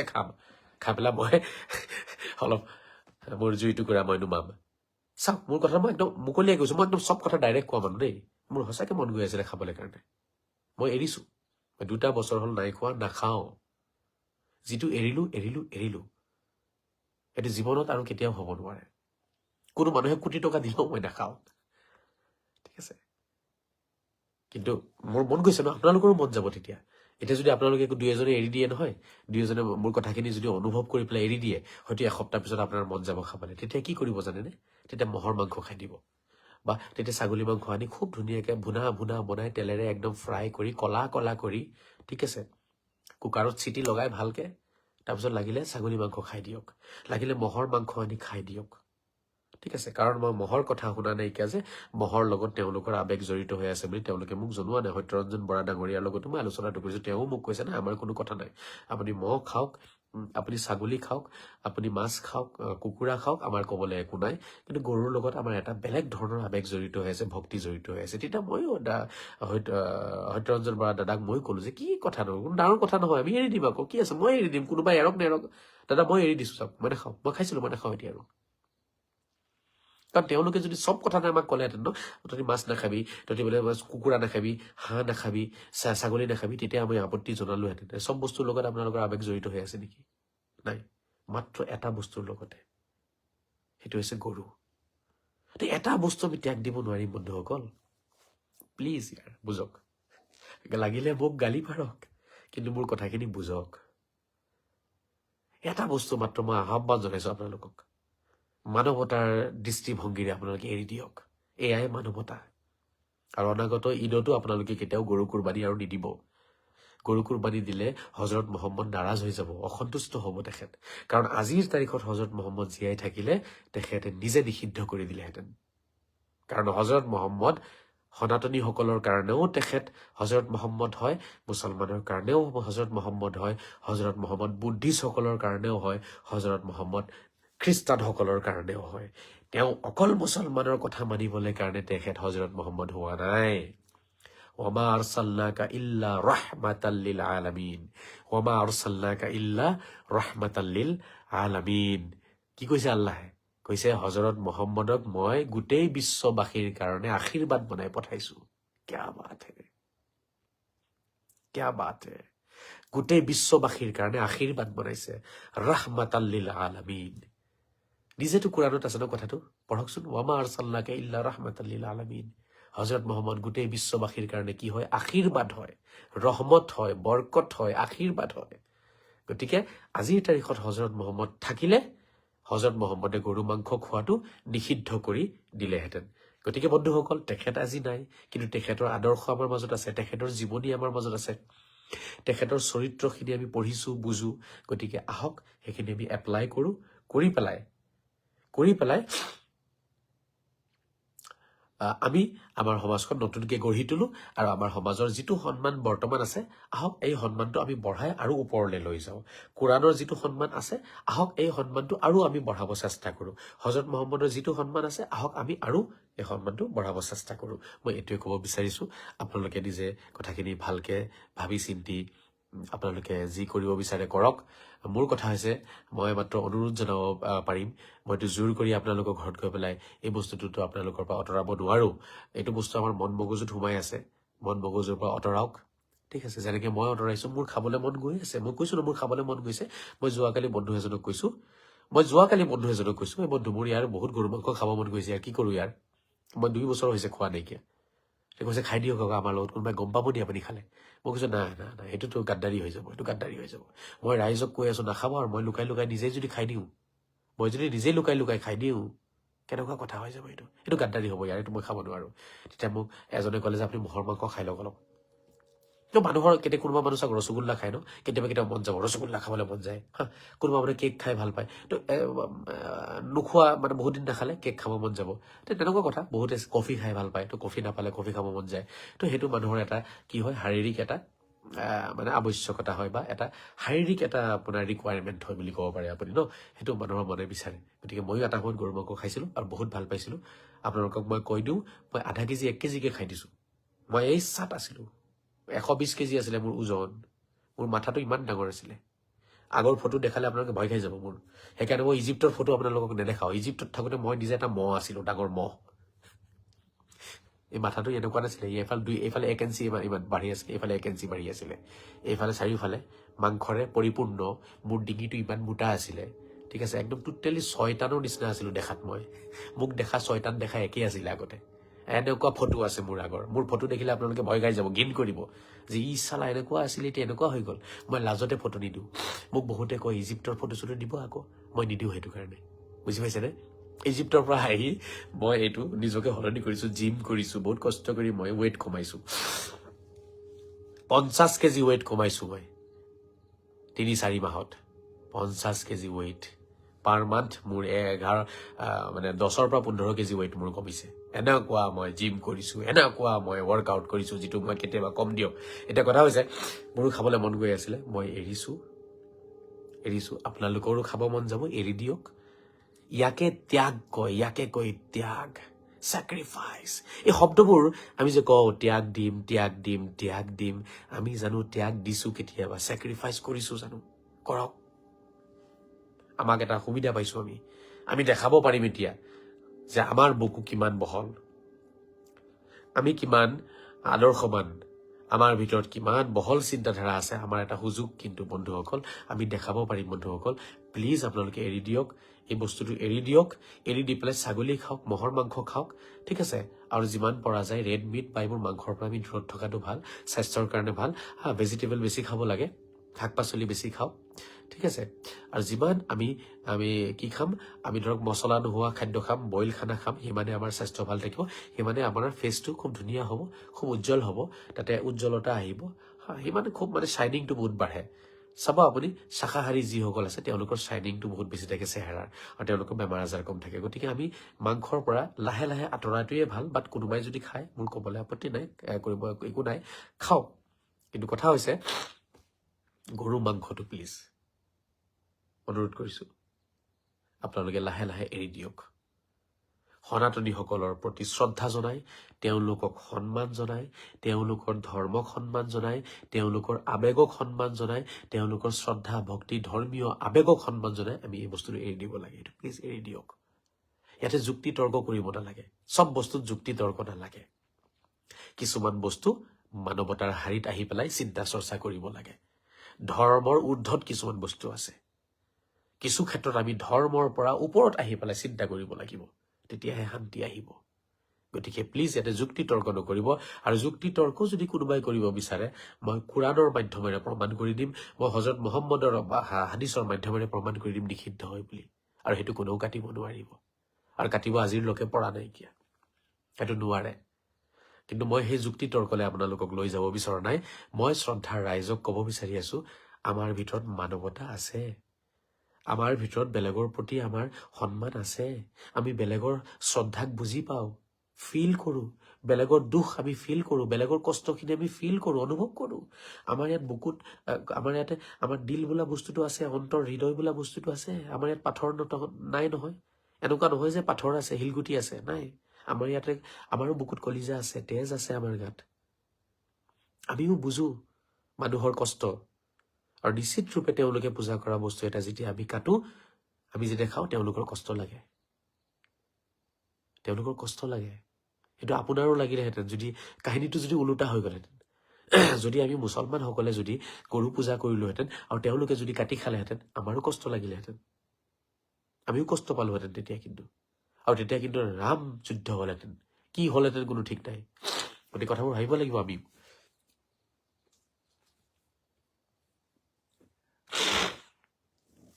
গতিকে বন্ধুসকল কাহিনীটো ওলোটা হলে কিন্তু তেতিয়া বেলেগ কথা হৈ গ'লহেঁতেন নহয় দেশত বাংলাদেশত কি হৈ আছে কিন্তু কাহিনীটো ওলোটা নহয় তেওঁলোকে পূজা কৰে আমি খাওঁ তেওঁলোকে কষ্ট পায় ক'ব একো নোৱাৰে এতিয়া কি কৰিবনো স্বাধীন দেশ খাই আছে একোতো ক'বও নোৱাৰি ক'লে আন্দোলন হ'ব মাৰপিট হ'ব আমি খাম জিদত খাবলৈ আমাৰ আৰম্ভ কৰিব আৰু বেছি বেছিকৈ খোৱা আৰম্ভ কৰে গতিকে কৈ বহুতে ভাগৰি গৈছে গতিকে তেওঁলোকৰ কষ্টটো আমি অনুভৱ কৰিব লাগিব তেওঁলোকৰ দুখখিনি আমি অনুভৱ কৰিব লাগিব আৰু যদি আমাৰ এই অনুভৱ শক্তিটো নাথাকে তেতিয়াহ'লে আমাৰ ধৰ্মৰ সৌন্দৰ্য ক'ত থাকিলে আমাৰ ধৰ্মৰ আধ্যাত্মিকতা ক'ত গ'ল ইছলামত আধ্যাত্মিকতা নাই নেকি কুৰাণত আধ্যাত্মিকতা নাই নেকি কুৰাণত সৌন্দৰ্য নাই নেকি সেইবোৰো বুজিব লাগিব কুৰাণে অন্য ধৰ্মৰ প্ৰতি মানুহক আপোনাৰ শ্ৰদ্ধা ভক্তি শিকোৱা নাই নেকি অন্য ধৰ্মৰ মানুহক কষ্ট দিব নালাগে বুলি কুৰাণে শিকোৱা নাই নেকি আমাক নিশ্চিত ৰূপে শিকাইছে আমাক কথাটো বুজক কোৰাণে আমাক শিকোৱা নাই এবাৰ কওক কোৰাণে আমাক শিকোৱা নাই যে অন্য ধৰ্মক কষ্ট নিদিবা অন্য ধৰ্মৰ মানুহক কষ্ট নিদিবা আজি আমি খাই খাই তেওঁলোকক কষ্ট দিয়া নাই জানো আৰে মুখ্যমন্ত্ৰী গৰাকীয়ে কষ্ট পাইছে মনত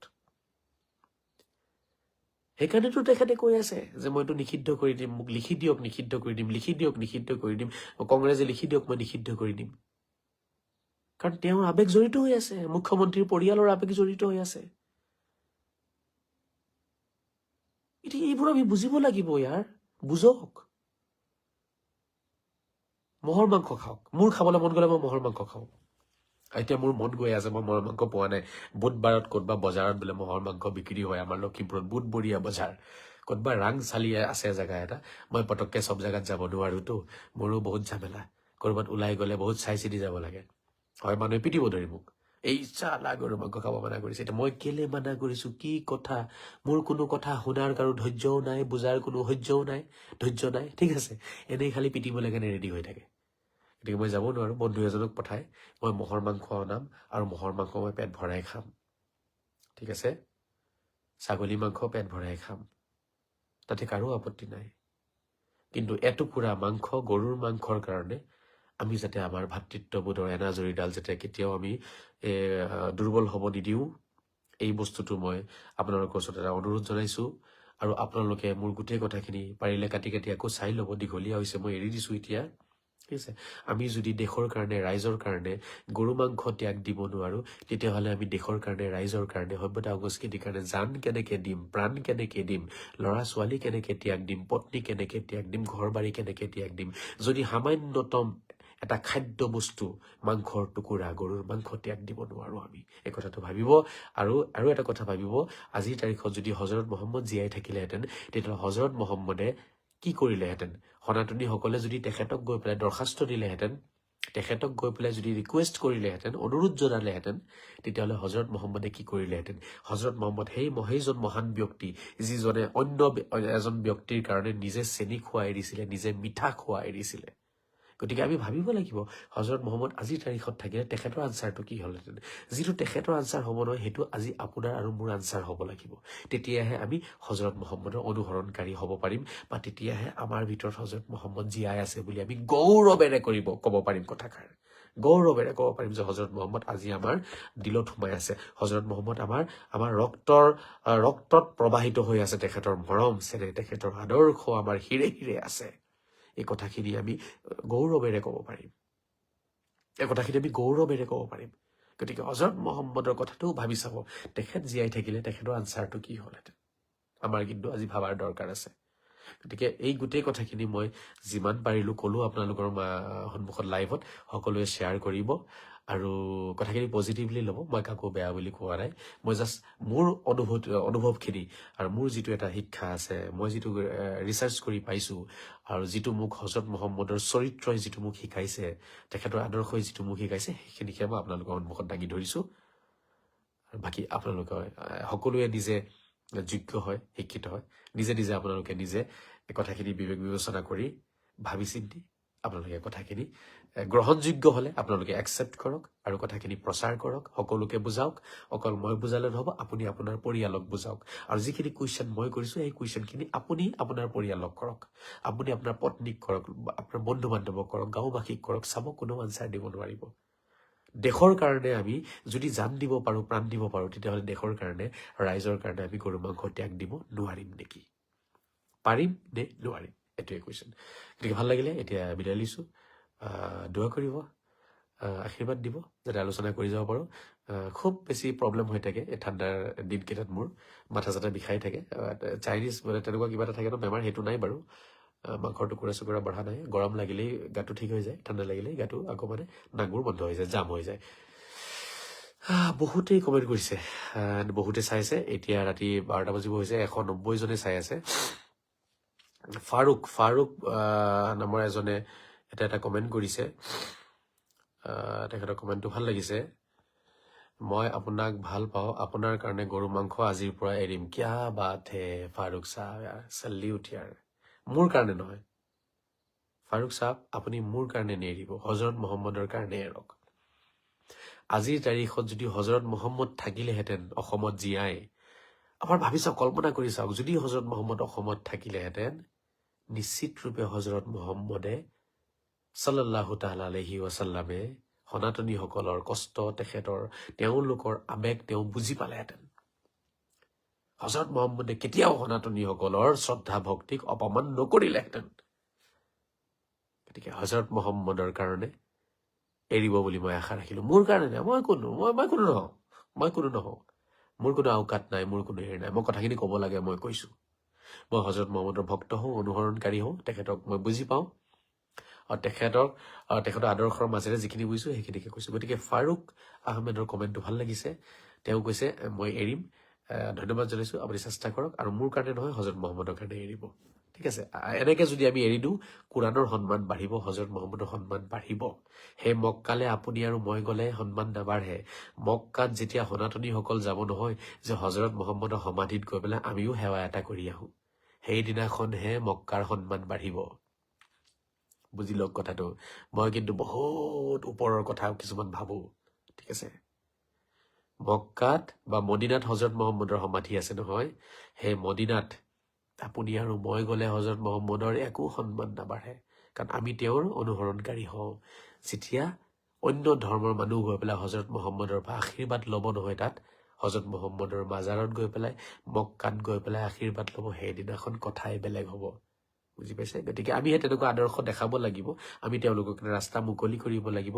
আমিও যাব লাগিব মা কামাখ্যাত, আমিও যাব লাগিব নহয় মা কালীৰ দৰবাৰত। আমি গৈ যেতিয়া ল'ম, তেতিয়া তেওঁলোকো আমাৰ ওচৰত আহিব। গতিকে এইটো ভাবি থকাও ভুল যে তেওঁলোক আহক আমি নাযাওঁ, সেইটো কেতিয়াও নহব, সেইটো কেতিয়াও নহয়। আপুনি এক খোজ আহক, তেওঁ এক খোজ আগবাঢ়ি আহিব। আপুনি 2 খোজ আহক, তেওঁ 3 খোজ আগবাঢ়ি আহিব। গতিকে আমি সকলো ধৰ্মকে আমি সন্মান কৰো, শ্ৰদ্ধা জনাও, বিশ্বাস কৰো। এই কথাটো যে আমি কওঁ, সেইটো আমি কৰি দেখাব লাগিব। গতিকে শ্ৰদ্ধাৰ বন্ধুসকল, মই কম ফাৰুক চাহাব, আপুনি এৰিব বিচাৰিছে, ভাল কথা, আপুনি এৰক। আৰু যিসকলে এৰিব বিচাৰি আছে, মই আপোনালোকক অভিনন্দন জ্ঞাপন কৰিম যে সঁচাকে আপোনালোক যিসকলে এৰিছে, এই বস্তুটোৰ প্ৰতি আগ্ৰহ আছে, মৰম আছে, সোৱাদ আছে, খাবলৈ পাগল হৈ থাকে, তাৰ পিছতো যদি এৰি আছে, তাৰ মানে আপুনি হজৰত মহম্মদৰ ভক্ত হয়, আৰু হজৰত মহম্মদৰ আদৰ্শ আপোনাৰ ভিতৰত আছে। এই কথাটো আপুনি বুকু ফুলাই ক'ব পাৰিব যে ত্যাগ দিছো মই তেওঁলোকৰ কাৰণে, ত্যাগ দিছো। আমি নাখাওঁ, আৰু তেওঁলোকক সন্মান জনাই জীৱনত নাখাওঁ। নিশ্চিত ৰূপে আপুনি যদি কাৰোবাৰ কাৰণে আঁঠু পানীত নামে, তেওঁলোক আপোনাৰ কাৰণে কঁকাল পানীত নামিব। কথা এষাৰ নাই জানো, যে আঁঠু পানীত নামক, কঁকাল পানীত নামিম। আপুনি আমাৰ কাৰণে 1 খোজ আহক, আমি 2 খোজ আহিম। আপুনি খোজকাঢ়ি আহিব, আমি দৌৰি দৌৰি যাম। কথা তেনেকুৱাই। আমিও তেওঁলোকৰ কাৰণে কিবা এটাটো কৰিব লাগিব, ত্যাগ দিব লাগিব। তেওঁলোকেও তেতিয়া আমাক মৰমেৰে আঁকোৱালি ল'ব নহয়, কিয় নল'ব? কিয়নো খেদাই দিব আমাকহে? কিহৰ এনাৰ্জি লাগে আমাকহে? আচলতে এনাৰ্জিৰ কাহিনী ইয়াত নাছিলে, কাহিনী এইবোৰ আছিলে। সেইকাৰণে কিবা প্ৰকাৰে মোটামুটি আমাক খেদাব বিচাৰি আছে, আৰু যাতে আমি তাতে গৈ খাওঁগে গৰু চৰু। গতিকে এইবোৰ নাথাকিব একো, আৰু 2-4টা প্ৰব্লেম আছে। ধন্যবাদ জনাইছো দেই। আৰু চবৰে কমেণ্ট মই পঢ়িব পৰা নাই, আপোনালোকে ক্ষমা কৰিব। আমাৰ ৰফিউল আহমেদে লিখিছে, মই অলৰেডি 1 yearৰ পৰা মই বিফ খোৱা বাদ দিছো। তেখেতে 1 বছৰৰ পৰা খোৱা বাদ দিছে। ধন্যবাদ জনাইছো মই। এইসকল হৈছে হজৰত মহম্মদৰ অনুসৰণকাৰী। ৰফিউল চাহাব, আপোনাক ধন্যবাদ জ্ঞাপন কৰিছো। আপোনালোকে যিটো কথা বুজিছে, ফিল কৰিছে, সেই কথাখিনি চবকে বুজাই দিয়ক। এইটো আপুনি নিজে এজন আজহাৰী হ'ব লাগিব, ফাৰুক নিজে হ'ব লাগিব। সকলোৱে কথাখিনি বুজি, যুক্তিখিনি বুজি ৰাইজক বুজাব লাগিব, সজাগতা আনিব লাগিব।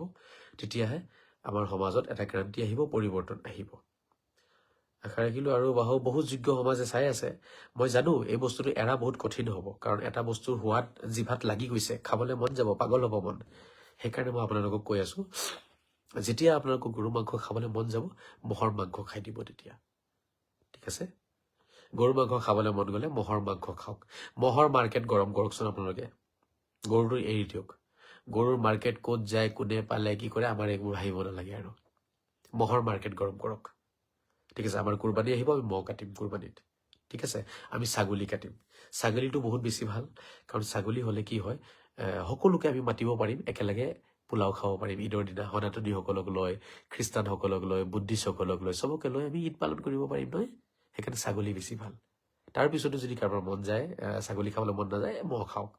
গতিকে মই ক'ব বিচাৰিছো, চাওক, এইটো এৰা বহুত কঠিন হ'ব, টাইম লাগিব এৰিবলৈ, কিন্তু আপুনি আজিয়ে প্ৰতিজ্ঞাবদ্ধ হৈ যাওক যে মই নাখাওঁ আৰু নেক্সট আপোনাৰ যেতিয়া খাবলৈ মন যাব তেতিয়া মহৰ মাংস আনি খাই ল'ব এনেকে আপুনি লাহে লাহে এৰি দিব পাৰিব মই আকৌ এবাৰ লাষ্টত ক'ব বিচাৰিম যে মোৰ খুব খাব মন গৈ আছিলে 2 দিনৰ ভিতৰতে মই কৈছো মই মহৰ মাংস বিচাৰি ফুৰিছো কোনোবাই মোৰ ঘৰত পঠাই দিবচোন আপোনালোকে যদি লখিমপুৰৰ কোনোবা আছে যদি ঠিক আছে যিহেতু মই যিকোনো মাৰ্কেটত পটককৈ যাব নোৱাৰো গ'লে মোকে কাটিব সিহঁতি গ'লে সিহঁতি গৰু চৰুৰ পিছত কাটিব ঠিক আছে মহ চৰ পিছত কাটিব আগতে আজাৰি কাটি পেলাই মোকে খাব বুজিব মোক গাইবে কৰি পেলাব সিহঁতি গতিকে তেওঁলোকো আচলতে বুজা নাই কাৰণেই তেওঁলোকে মোক গালি চালি পাৰে বুজিলে তেওঁলোকে গালি নাপাৰিলেহেঁতেন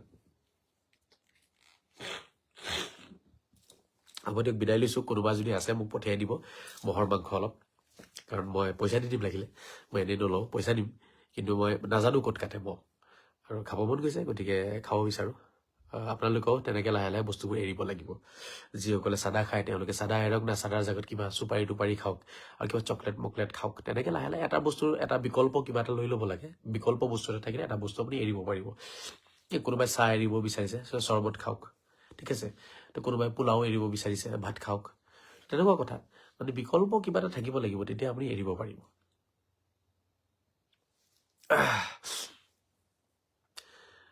এজনে লিখিছে কালি মই 5টা গৰুৰ মাথা খাম চাওক আপুনি খালে এইটো আপোনাৰ কথা কিন্তু মোৰ কথাখিনি অলপ বুজিব অনুভৱ কৰিব মই প্ৰথমৰ পৰা লাষ্টলৈকে কি কৈছো গোটেইখিনি এবাৰ চাই চাব আকৌ নতুনকৈ শুনি ল'ব শুনি পেলাই বুজিব চেষ্টা কৰিব ঠিক আছে এৰিছো সকলোকে ভালে থাকক কুশলে থাকক ধন্যবাদ খুদা হাফিজ পিয়ামানিল্লাহ জয় শ্ৰী ৰাম জয় শ্ৰী কৃষ্ণ জয় শ্ৰী যীশু জয় শ্ৰী মহম্মদ জয় শ্ৰী বজৰংবলী জয় শ্ৰী শংকৰ জয় শ্ৰী মাধৱ জয় শ্ৰী গুৰু নানক জয় শ্ৰী গৌতম বুদ্ধ জয় শ্ৰী আজাদ বীৰ জয় শ্ৰী আজমিৰী বীৰ জয় শ্ৰী